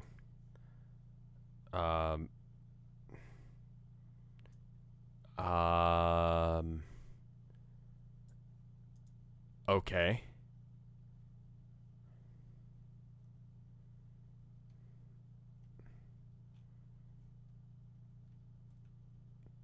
Okay, yeah, I don't fucking care. There's way too much lore here.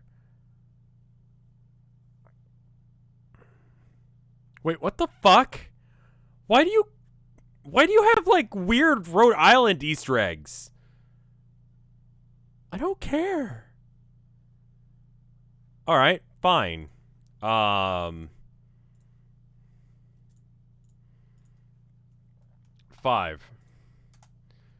You are Peter Griffin.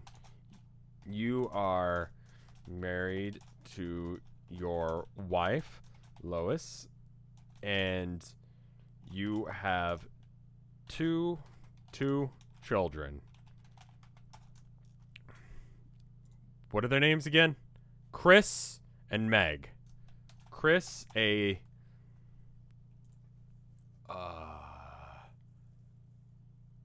awkward teenage son who's overweight and unintelligent.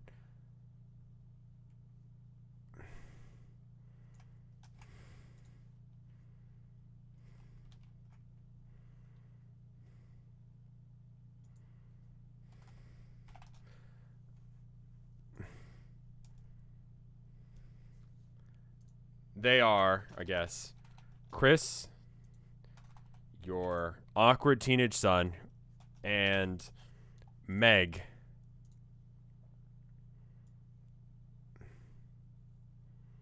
their teenage daughter, is constantly ridiculed and ignored by the family. Cool.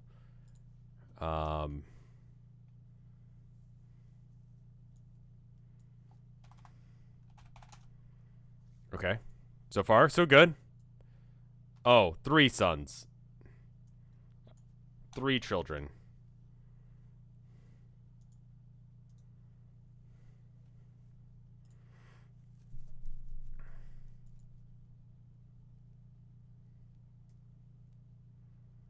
Their diabolical infant son of ambiguous sexual orientation, whose adult manners evil genius.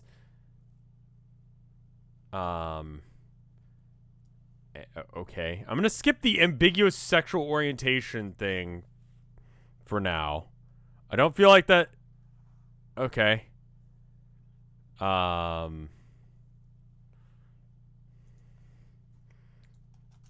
Your other son is, and I'm doing it like this because I think it's going to get confused.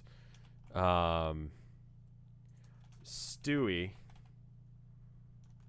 and like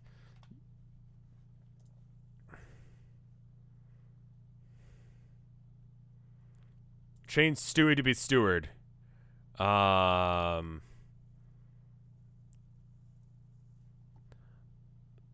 Your wife Lois is okay.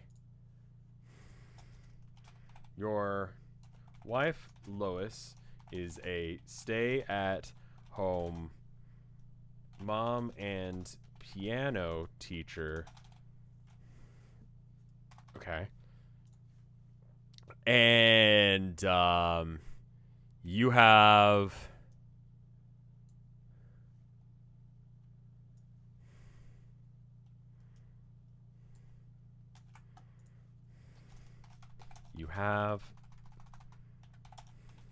a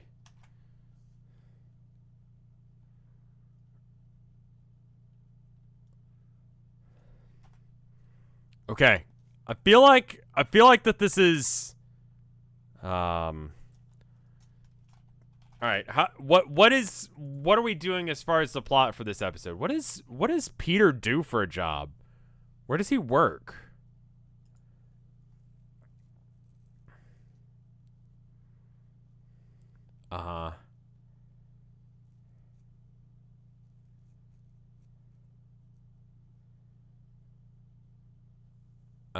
Which season? Let's just say the first season. Let's say we're doing it all over from the beginning. Why did Batman show up? Oh.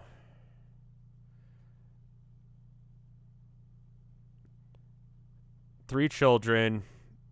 He has an illegitimate son, Thelma Griffin, and Mickey McFlanagan, who were raised by Thelma and his stepfather.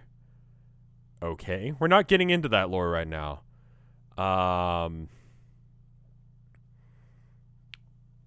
Voice, personality, ancestry, criticism, whatever, merchant. What does he do for a job?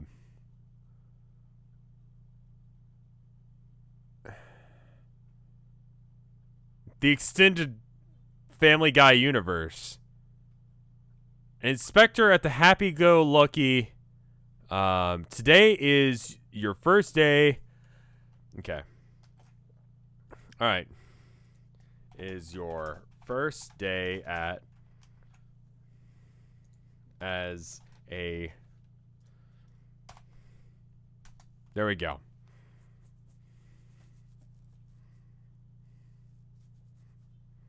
You are Peter Griffin. You are married to your wife, Lois. You have 3 children.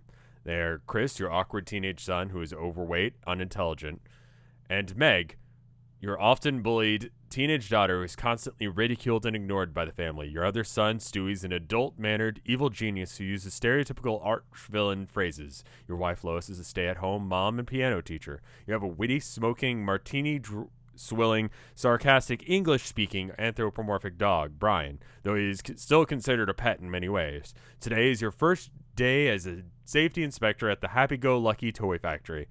Okay, let's see what this place has to offer, you say, walking into the factory. The factory is fairly large, with several floors filled with toys and machines. Go report to your boss.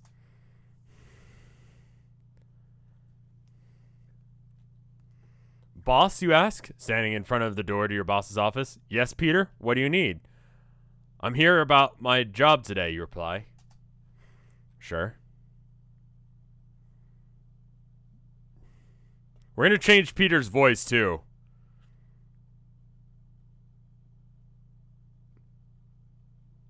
Okay, I'm going to change that. Alter. I know what you mean. Oh, I know what you mean. This place is a big mess right now, he says, looking around the office. What do you mean, you ask? Well, we've had some problems with robots yesterday, and they're not properly working anymore. I'll see to it myself, then.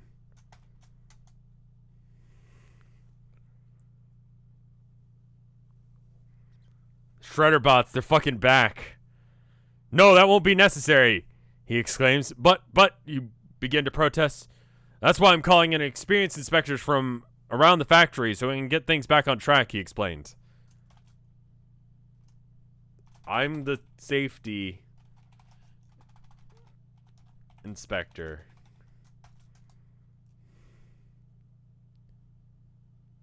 Activate a cutaway gag. Yeah, let's see what AI Dungeons does with cutaway gags.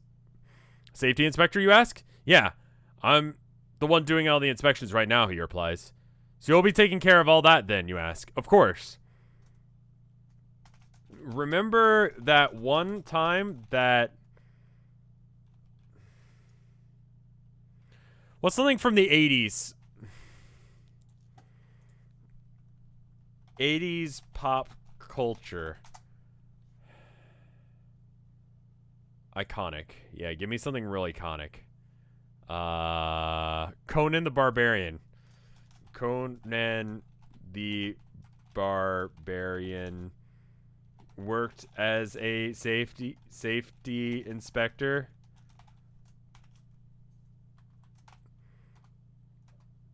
Or how about it's like...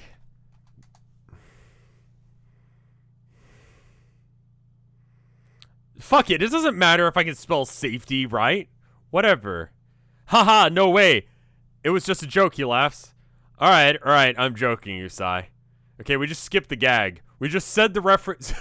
So imagine Family Guy, but they cut away they cut out all the times they do the cutaways, and they just say shit like that, and then just the story continues as per normal. Like, we just ignore the cutaway gag. Alright, cool. That could be a fix. Haha, no way. It was just a joke, he laughs. Alright, I'm joking, you sigh. Good. Now come on in, he says, opening the door for you. Sit down at the desk across from him and ask what he wants you to do. Can we cut away to a better cartoon? Nope, we have to fix this one first. Postmodern guy. All right. This is just a regular sitcom at this point. It's a very dull sitcom. You could cut out like 10 minutes of every episode if you just get rid of the cutaway gags. It's an interesting, like, you know, creative choice. But all right, I'm gonna let it go with it and see where it goes from here. No laugh tracks. Sit down at the desk across from him and ask what he wants you to do. Make it a drama? We'll make it like a serial drama. We'll make it super fucking hardcore.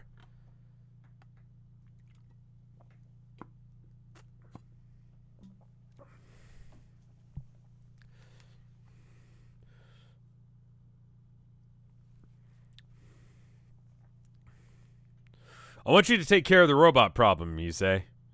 Robot problem, he asks. Right. Well, if there are any problems with the robots, I want you to fix them immediately. Okay, we're going to fix that a bit. He says, because you ask. Because it's my job to fix the robots, and he's the boss. That fixes that. All right, cool. Right, well, if there are any problems with the robots, I want you to fix them immediately. Well, how exactly would you do that? Good question. What do you want us to do? Easy. You just use your brain and logic and figure out where the problem lies. How do I know you're telling me the truth? Because I am, he says. Leave his office and check on the robots. Alright. You walk over to the robots and start checking them. You find that they are indeed malfunctioning, but you don't really understand what's wrong with them. The only thing you can think of is that something must be causing their programming to fail because they aren't responding normally to each other. Okay. Ask them if they remember that time that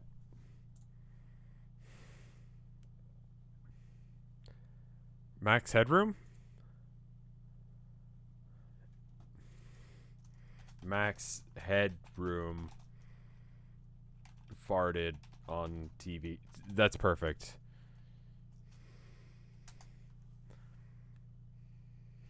We got to do only like 80s, 90s references. Nothing really like contemporary.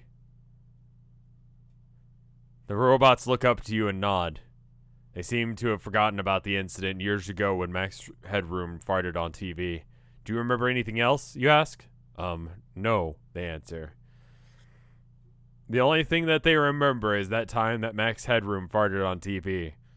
The incident.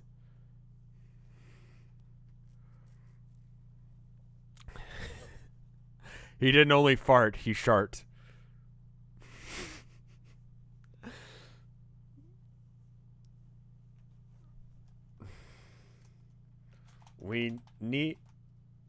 Tell them we need to get back to work on the toys. This is a toy factory.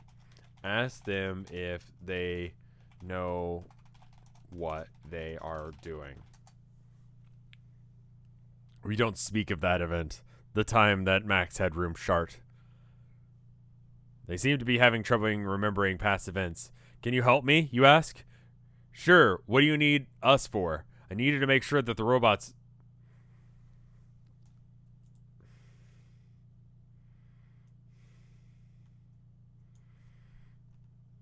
make these toys.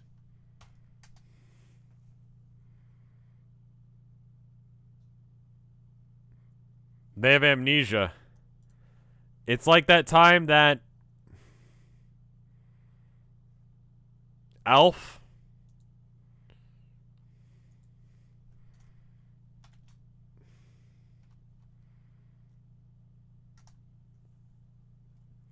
the B plot. What's the B plot? I assume that's going on somewhere else and we're not involved in it right now. What kind of toys? Another one asks. Anything that will entertain children, you say. Well, I guess I could try my hand at making some new games for the kids here, a third one says. Yeah. Hold up. Say, yeah, that would be wicked sweet.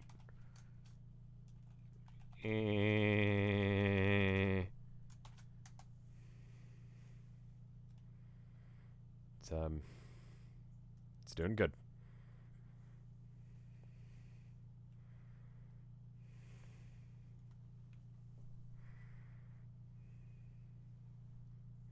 That sounds great, the first two respond, but I already made those games before. Why should I bother making another set for the kids here? Okay. Because that is what you were made to do. Explain that they are robot making, or toy making robots, and that is their job, to make the same toys over and over. Barrels Blue, thank you for the host. Yeah, I see now. So what you're saying is that we are robots, and that is our job, to make the same toys over and over again. Yes, I suppose so.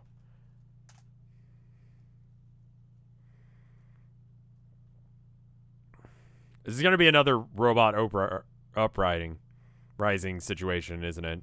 So I'm going to go talk to the others and see if we can come up with something better than what we did last time. Okay, then. Let's go. We'll meet you in the workshop after school.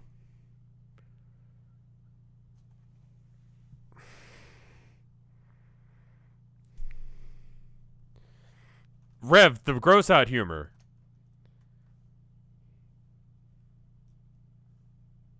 Remind the robots of that time that Alf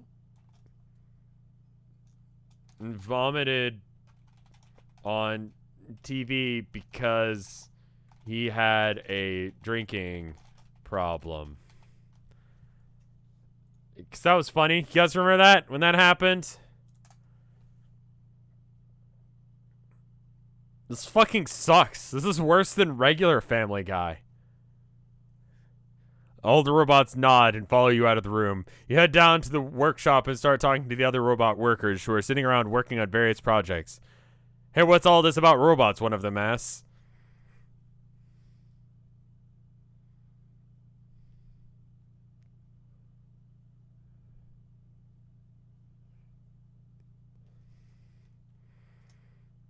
This one's having amnesia as well. You are a robot. That's... Okay, hold up. Explain to the robot that it is a robot. Hold up. Freaking sweet robot that makes toys.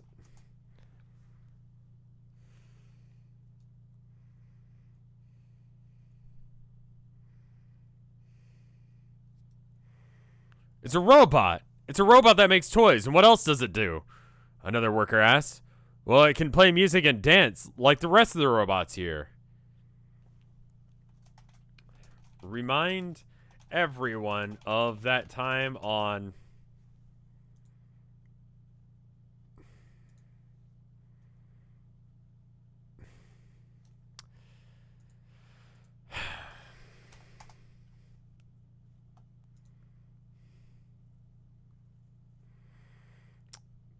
Rugrats, that they had a dance party. It's just regular shitty Family Guy, but we've cut out all the cutaway jokes. So it's just become a completely incoherent, like, awful story where nothing progresses or happens. Oh, that's not a show anymore, the worker exclaims. No, but the robots here can do things like that too. I mean, if we make a robot version of each of the characters from Rugrats, another worker suggests.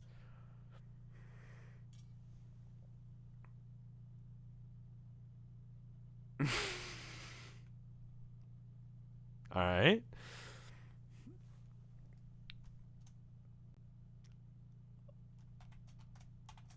Say, like that one time on Hey, aren't not Nick? What's another show?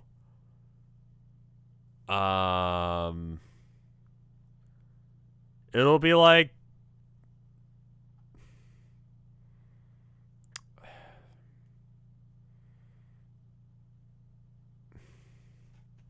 Power Ranger, Tamagotchi. It doesn't have to make sense. They did with Tamagotchi.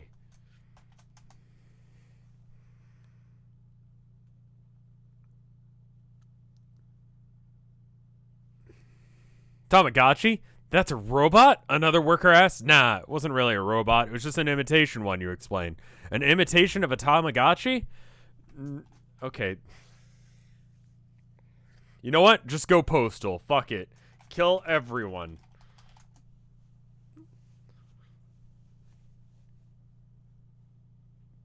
You walk into the kitchen, grab your pistol, point it at the cook who looks terrified as he runs away. You shoot him dead. I don't think I need to tell anyone how dangerous this is getting. Sure.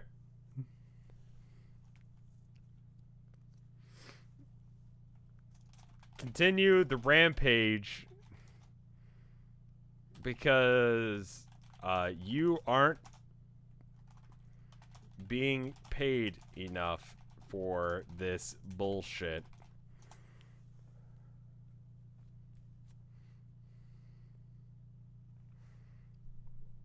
You walk into the living room and fire several bullets through the windows. They shatter instantly and glass splatters everywhere.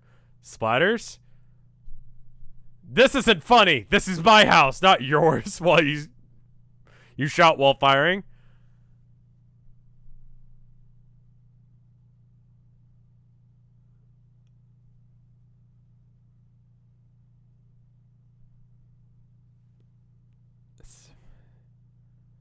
What?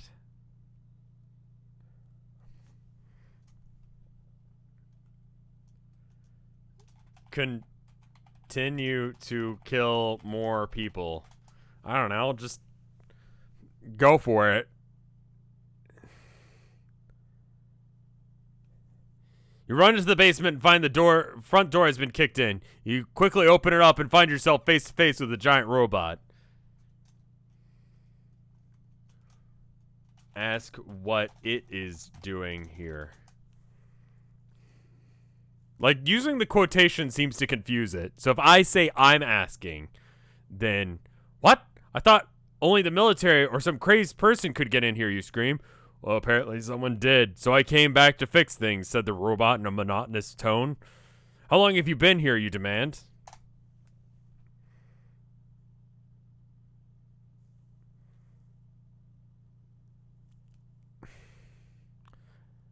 About 5 minutes, actually. 5 minutes? Are you a robot too, you yell? Yeah, and I'm kind of pissed off at you right now, the robot replies. Ask the robot to remember that time that he died and then kill him.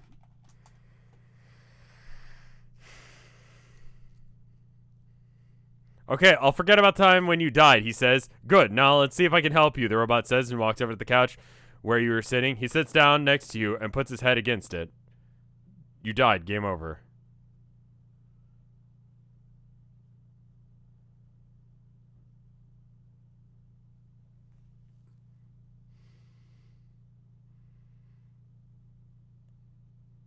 Yeah?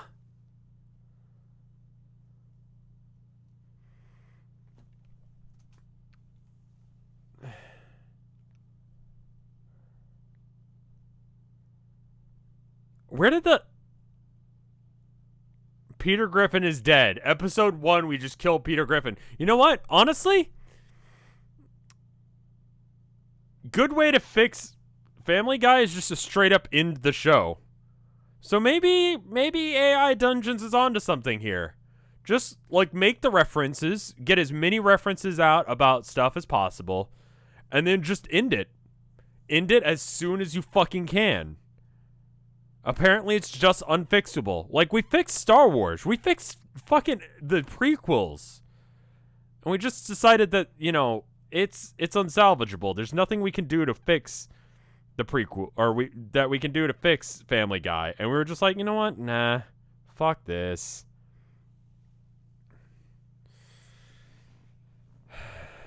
I feel like things that we can fix have to be things that have prequels or sequels. I don't feel like Rick and Morty or Captain Planet or any of that.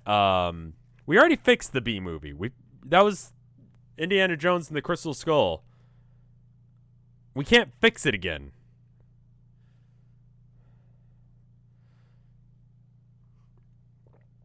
Fix The Walking Dead? Fix the Big Bang Theory. I don't feel like I could do anything with that.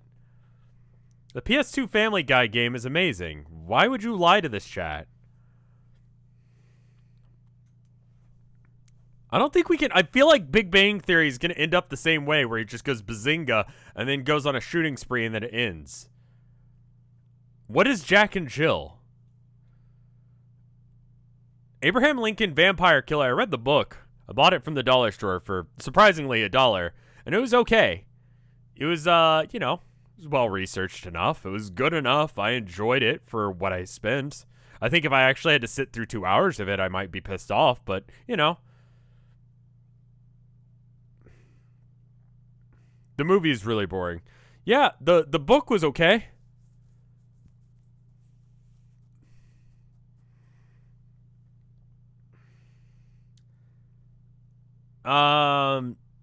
Someone mentioned the later, like, Harry Potter movies. Could we fix the Harry Potter movies? Like, let's just take, what is it?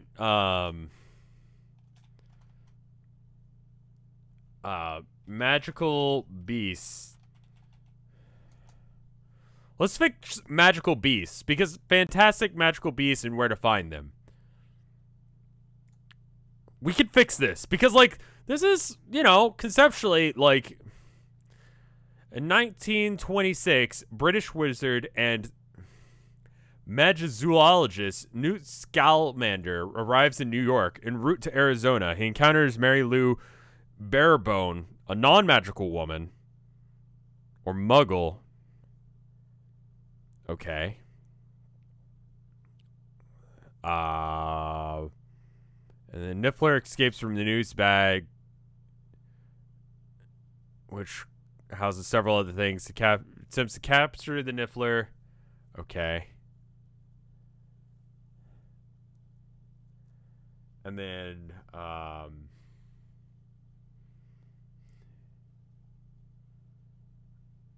okay.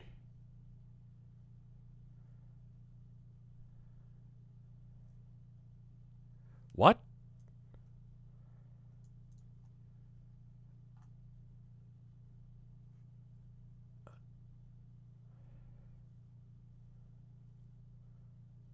What the fuck is this?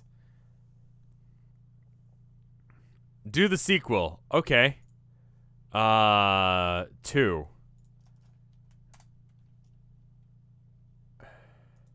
The Crimes of Grindelwald. Okay.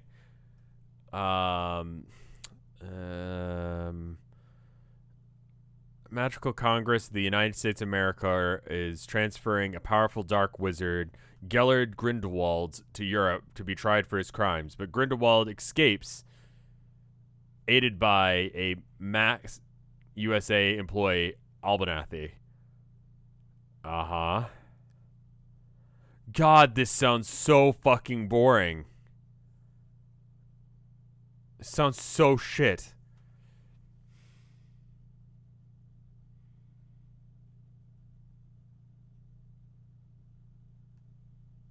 What is this movie supposed to be about?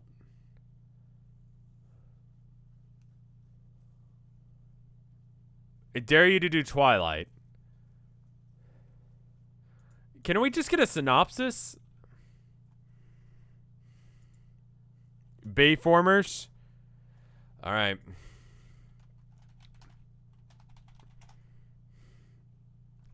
Transformers Dark Moon. I'm fixing that one because I know that's one of the Bayformer ones. All right, what happens? Is the second one? Third one? Doesn't matter. In 1961, the Ark, Cybertron space trap carrying okay, y'all just tell me. All right. You are, who am I?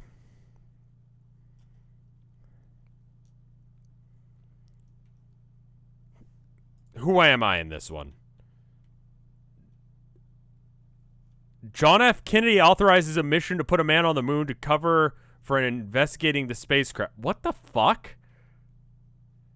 Sam Witwicky. This is supposed to be... Is that a character? John Transformer. Sure. John Transformer. All right. Sam Witwicky is actually the character? Okay. You are friends with Optimus Prime. Okay. Megan Fox is here. And,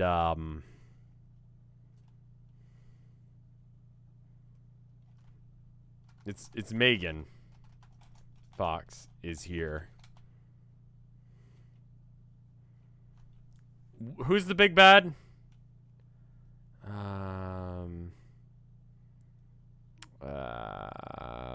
Fucking Starscream? Soundwave?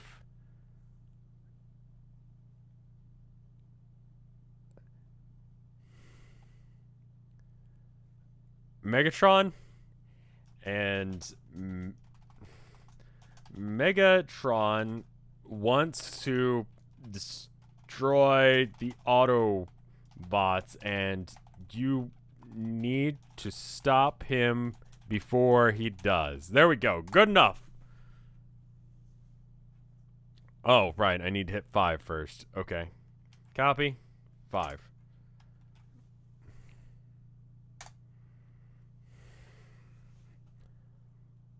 I'm not actually saying where I am. Okay, hold up.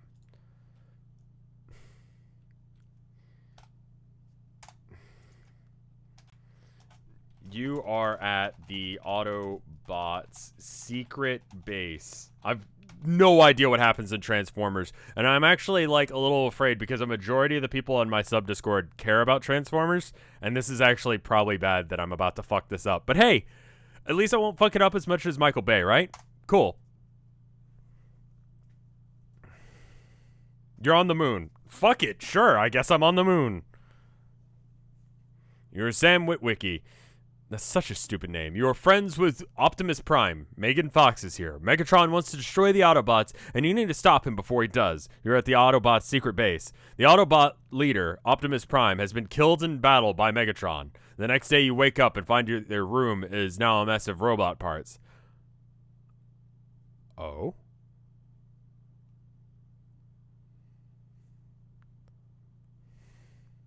Wow. We just start off the movie with Optimus Prime being dead. Okay.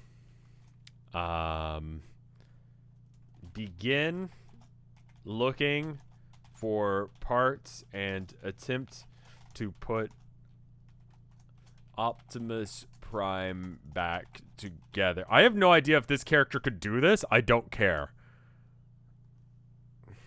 Chowder is good.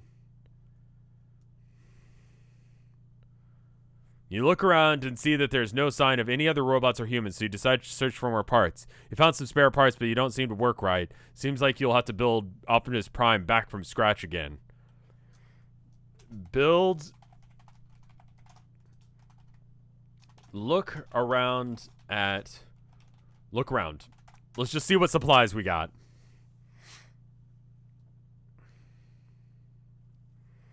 You walk down the hallways and find a human female who looks very tired. She tells you that she was sent on patrol by her commander. Apparently, there were some Decepticons attacking this area yesterday, and the humans had to defend themselves against them.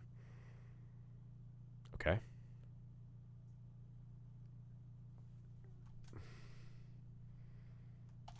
I need to rebuild Optimus Prime. What do you have for supplies? Ask. Tell her you... See, I'm changing it up so that way I'm not using quotation marks, because that seems to confuse me. I guess Sam Witwicky is inhuman. I don't fucking know. I don't know. You tell her you need to rebuild Optimus Prime. And ask her what she has for supplies. There we go. Fixed.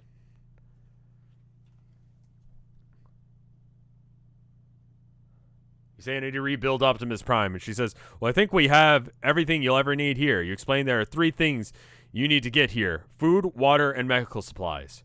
Okay. Rebuild. Look at the supplies she mentioned that would help. Rebuild Optimus Prime. I just mangled that.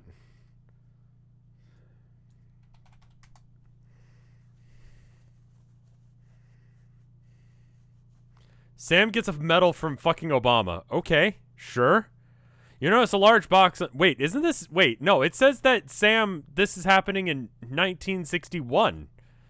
You look at the large box on top of the shelves and grab it. You find several bottles of medicine and a small metal container with a sort of liquid inside. You take one bottle and pour the contents into Optimus's mouth. Ask Optimus if he is feeling any better.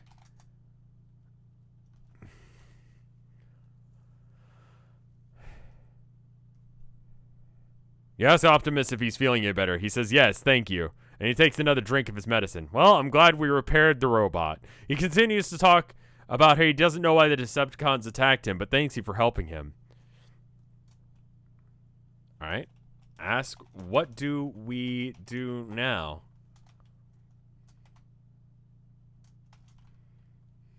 He's fine, guys. It's okay. Transformers porn is wild. Okay, first off, why do you know that? Second off,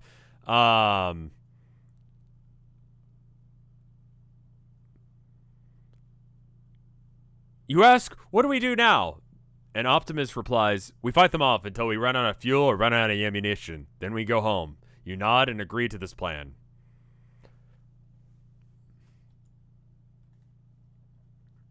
Okay. Fight.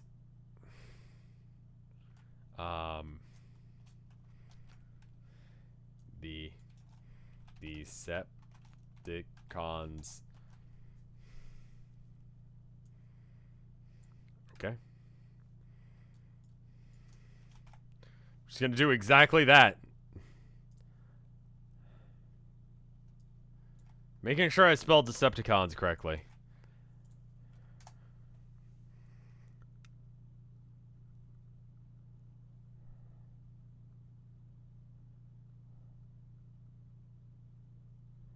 You stand up and start finding the Decepticons. You feel good. This is exactly what you needed after all those years of being alone and lonely. Suddenly, Megatron appears behind you and punches you in the face, knocking you to the ground.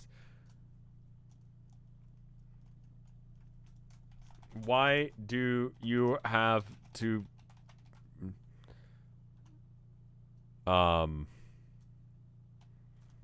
He should be dead. No, he's fine.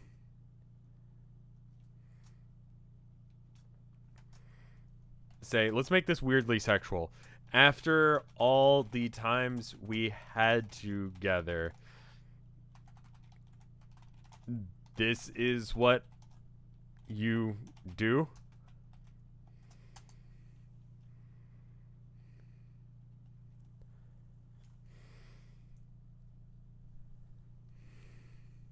You reply after this is what we do after you saved your life once. You didn't even try and save mine when I was getting beaten bloody by these scumbags.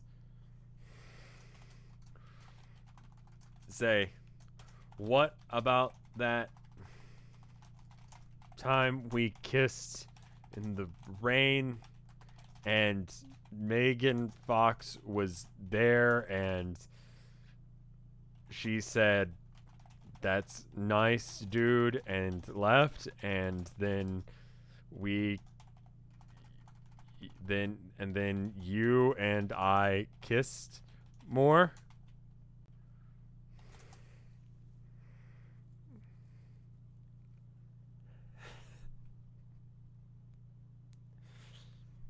You reply, "That was different. I wanted to make sure that you liked me first before anything else." Megatron smiles and nods. Suddenly he grabs you by the throat and starts choking you.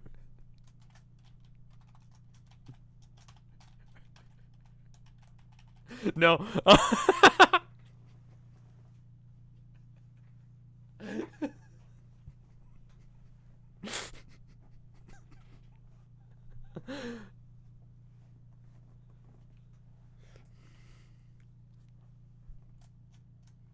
Be kinda into it.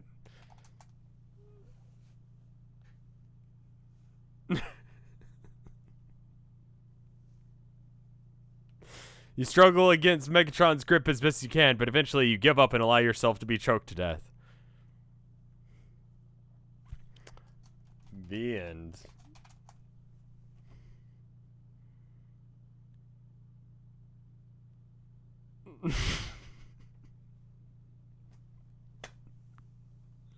Alright. Sure. So in our version of Transformers Dark Moon, Sam Witwicky used to have a relationship with Megatron, and Optimus Prime died, but it's okay, he's better now because we gave him medicine. And then Sam Witwicky got choked out during a weird sex act.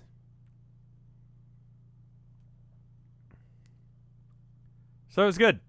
Is that better? Did I fix it?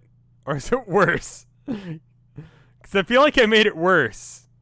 I feel like I made that worse because I can't imagine that anything they did in Transformers Dark Moon was worse. Fixed it? Optimus Prime died, but it's okay, he's better now. It's the plot of every Transformer movie ever. Well, good. Then you know what? We did it. We did great. How does Megatron choke a guy out with his big robot yowie hands? Alright. We'll fix Twilight.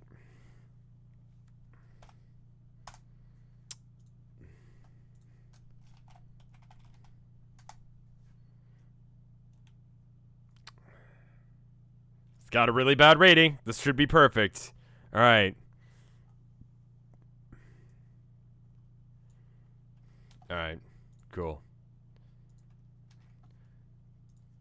You are Bella Swan. Really? A new girl in the town of Forks.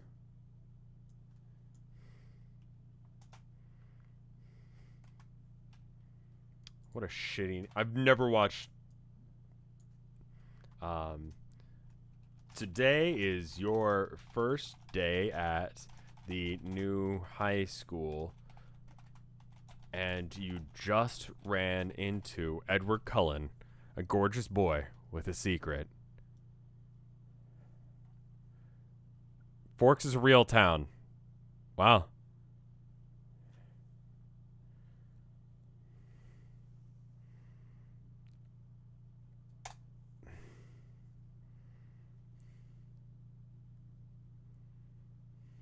Forks is real and in Washington. You're sort of curious about him, so you follow him to his car where he was waiting for you. When you got inside the school, it didn't take you long before you saw everyone... You saw that you were a bit too young looking for Mr. Cullen. Ask Edward Cullen What? I didn't point out what his secret was because I don't think we need to know. Why this? Because we're fixing things.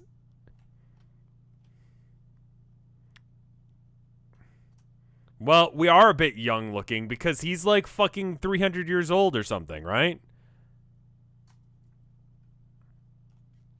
Go to class and think about the cute boy named Edward Cullen. My life was hell for a bit. Let me just tell you, Cullen sounds a lot like Colin, and my middle name is Edward. You went to class and thought about the handsome boy named Edward Cullen. He seemed like such a nice guy, but then again, you never really had any friends until today, so you decided to stay after school and talk with him later when no one else was around.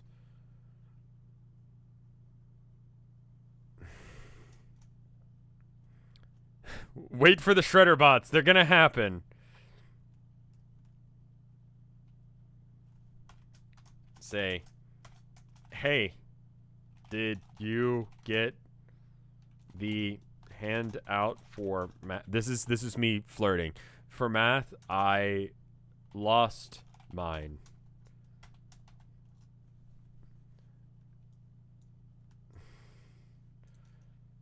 Something like that.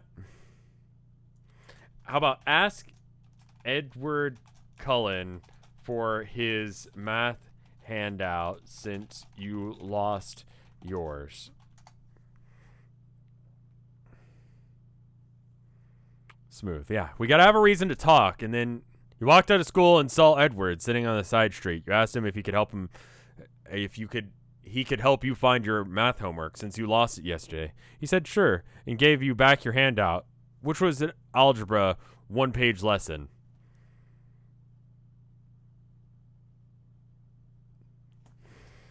So, ask him what he does for fun. I guess he just stole it. I was 1 page of algebra. He looks at you and smiled. I'm a waiter. What kind of job? It's not very glamorous, but I get by. He pointed to himself. My name's Ed, and this here's my girlfriend, Linda. Oh, shit. Oh, no. Linda. The true ship. Kill Linda? Guess what? We don't even have to kill Linda. Try to tell Linda to scream, watch out, Linda, as she gets hit by a car and dies.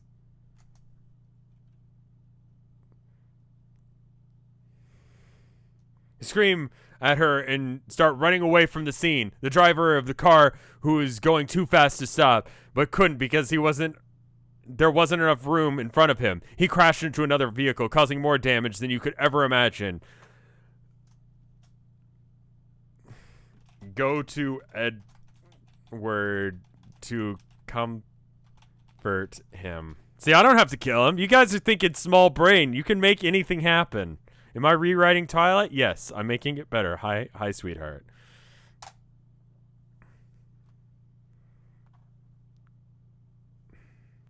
You ran to Edward and hugged him tightly. Edward, please don't cry, you sobbed. Why would I? It's just you and me now. He sniffled a bit. Linda died in an accident last night. Oh well.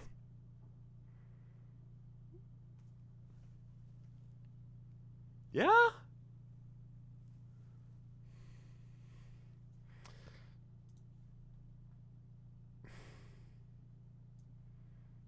Let's get rid of last night. Anyway, I guess she's dead. Oh well. I mean, you know.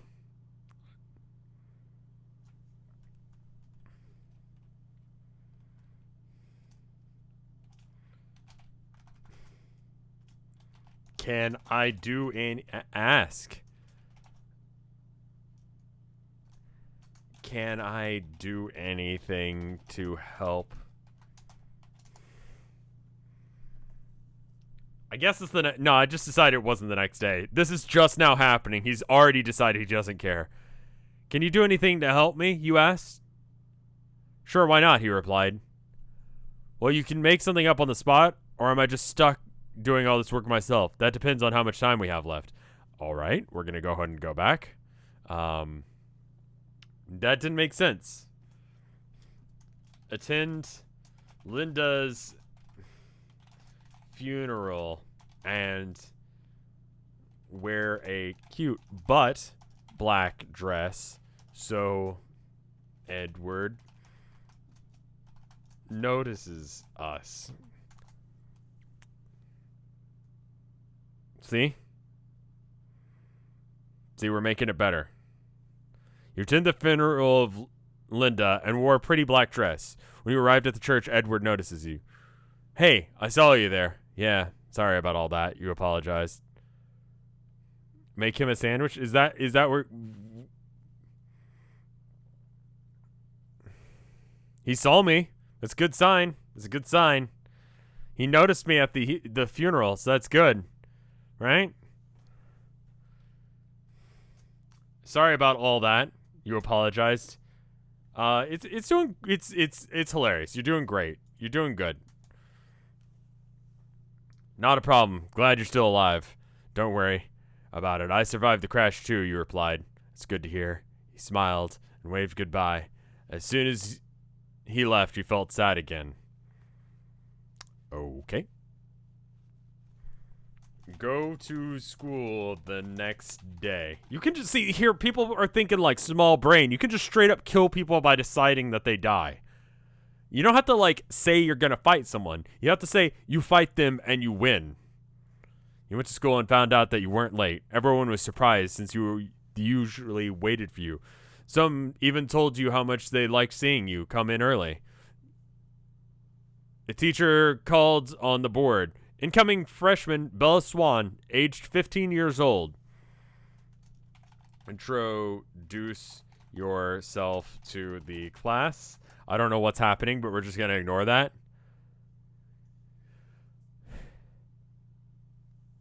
I'm usually late to school, but you stood up and introduced yourself. Hi, my name's Bella Swan, and I'm 15 years old. Wow, you look way younger than that, one of the boys commented. Well, I used to be a little girl once, another added.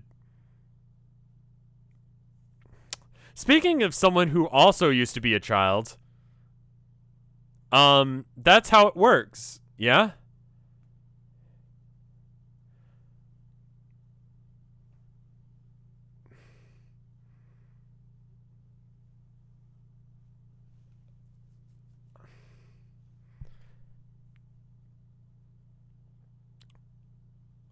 I used to be a little girl once, another added. Oh, yeah, I guess... Another one of the boys commented, I guess. So trans rights there. Good. AI Dungeon says trans rights. Good for you. Trans rights, my dude.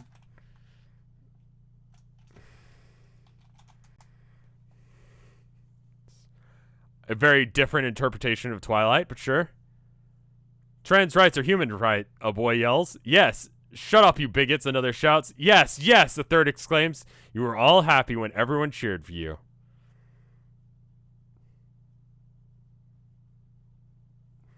Interesting take on Twilight so far, but alright.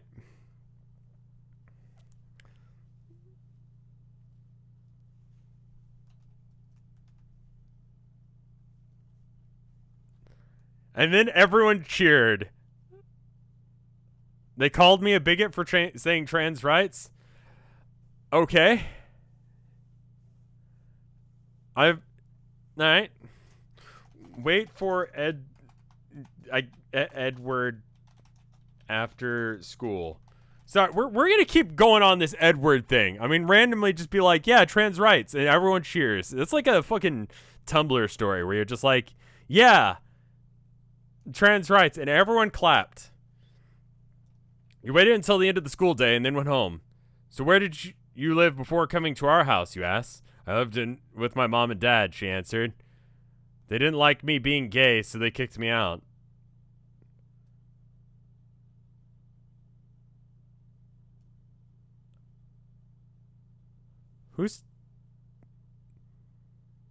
Who? Edward is trans, I guess.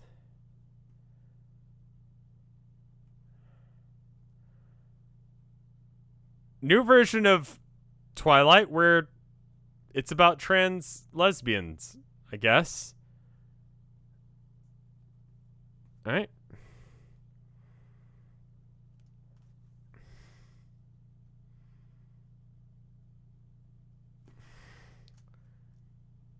Say, you can live with us now.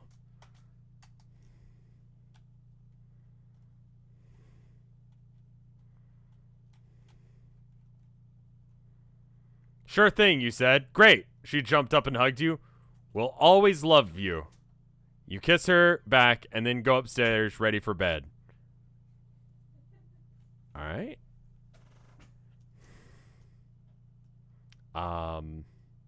I guess that's Edward's secret, is that he's a trans lesbian.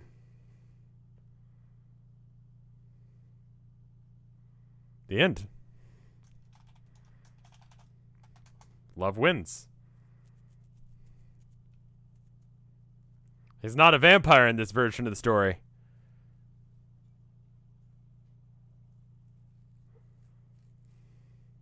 Use the wrong... Wait, oh, no, okay. I'm confused.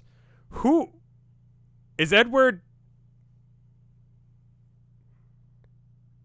Edward uses both he and she pronouns. I don't fucking have any idea what just happened. But there we go. We just fixed some movies, I guess.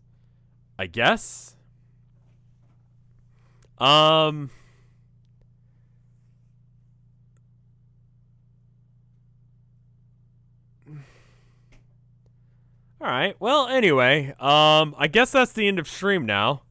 I was hoping for something that, like, made sense to be the way we wrapped it up, but alright, never mind then.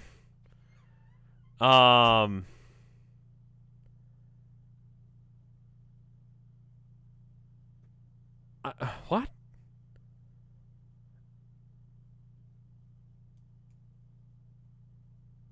Yeah. I'm going to check the art real quick. I'm still trying to process the last couple of them.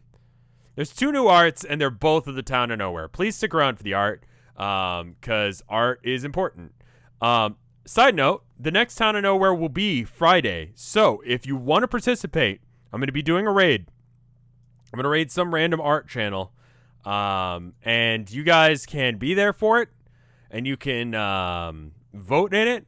And by me raiding someone, you will get extra points. You don't have to stay for the raid. You know, you don't have to stay and watch them. But if you just go with the raid, you can get some points. You can also just get points for watching. But this is a good way of do the thing. I can't say I've been caught up yet. I've done the like recaps. They're not full. Like, you know, you miss things. But they're as far as like chat understands things. So it's probably about as good as you need to know. They'll probably correct you on a thing or two, but it's about as good as you need to. Sugar Veins makes this one, of Nowhere, from the Town of Nowhere. You're up to 10k points now. It's good. I've got 5k points and nothing useless to blow them on. Well, next session should be good. Thank you for the art, Sugar Veins. This is very good. I like all the interpretations of No.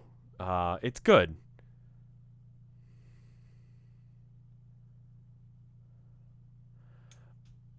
Last raid, the streamer learned... No, why did you guys do that to her? Okay. And then we got this one from Odd Merit. And I like this interpretation of No, where it's just they're a worm on a string. This makes some sense. It's gremlin energy for sure. No on worm off the string. What will they do? And apparently eat dirt.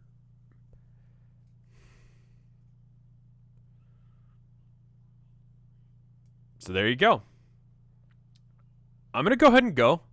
I hope you guys enjoyed it. I don't know what we did just now. I think we fixed a few movies. I think Star Wars was good. Star Wars was good.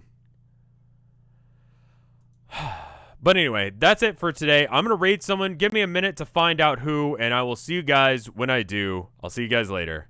Yeah, sure. Let me know how far I am in Homestuck. Anyway, I'll see you guys later. Brr.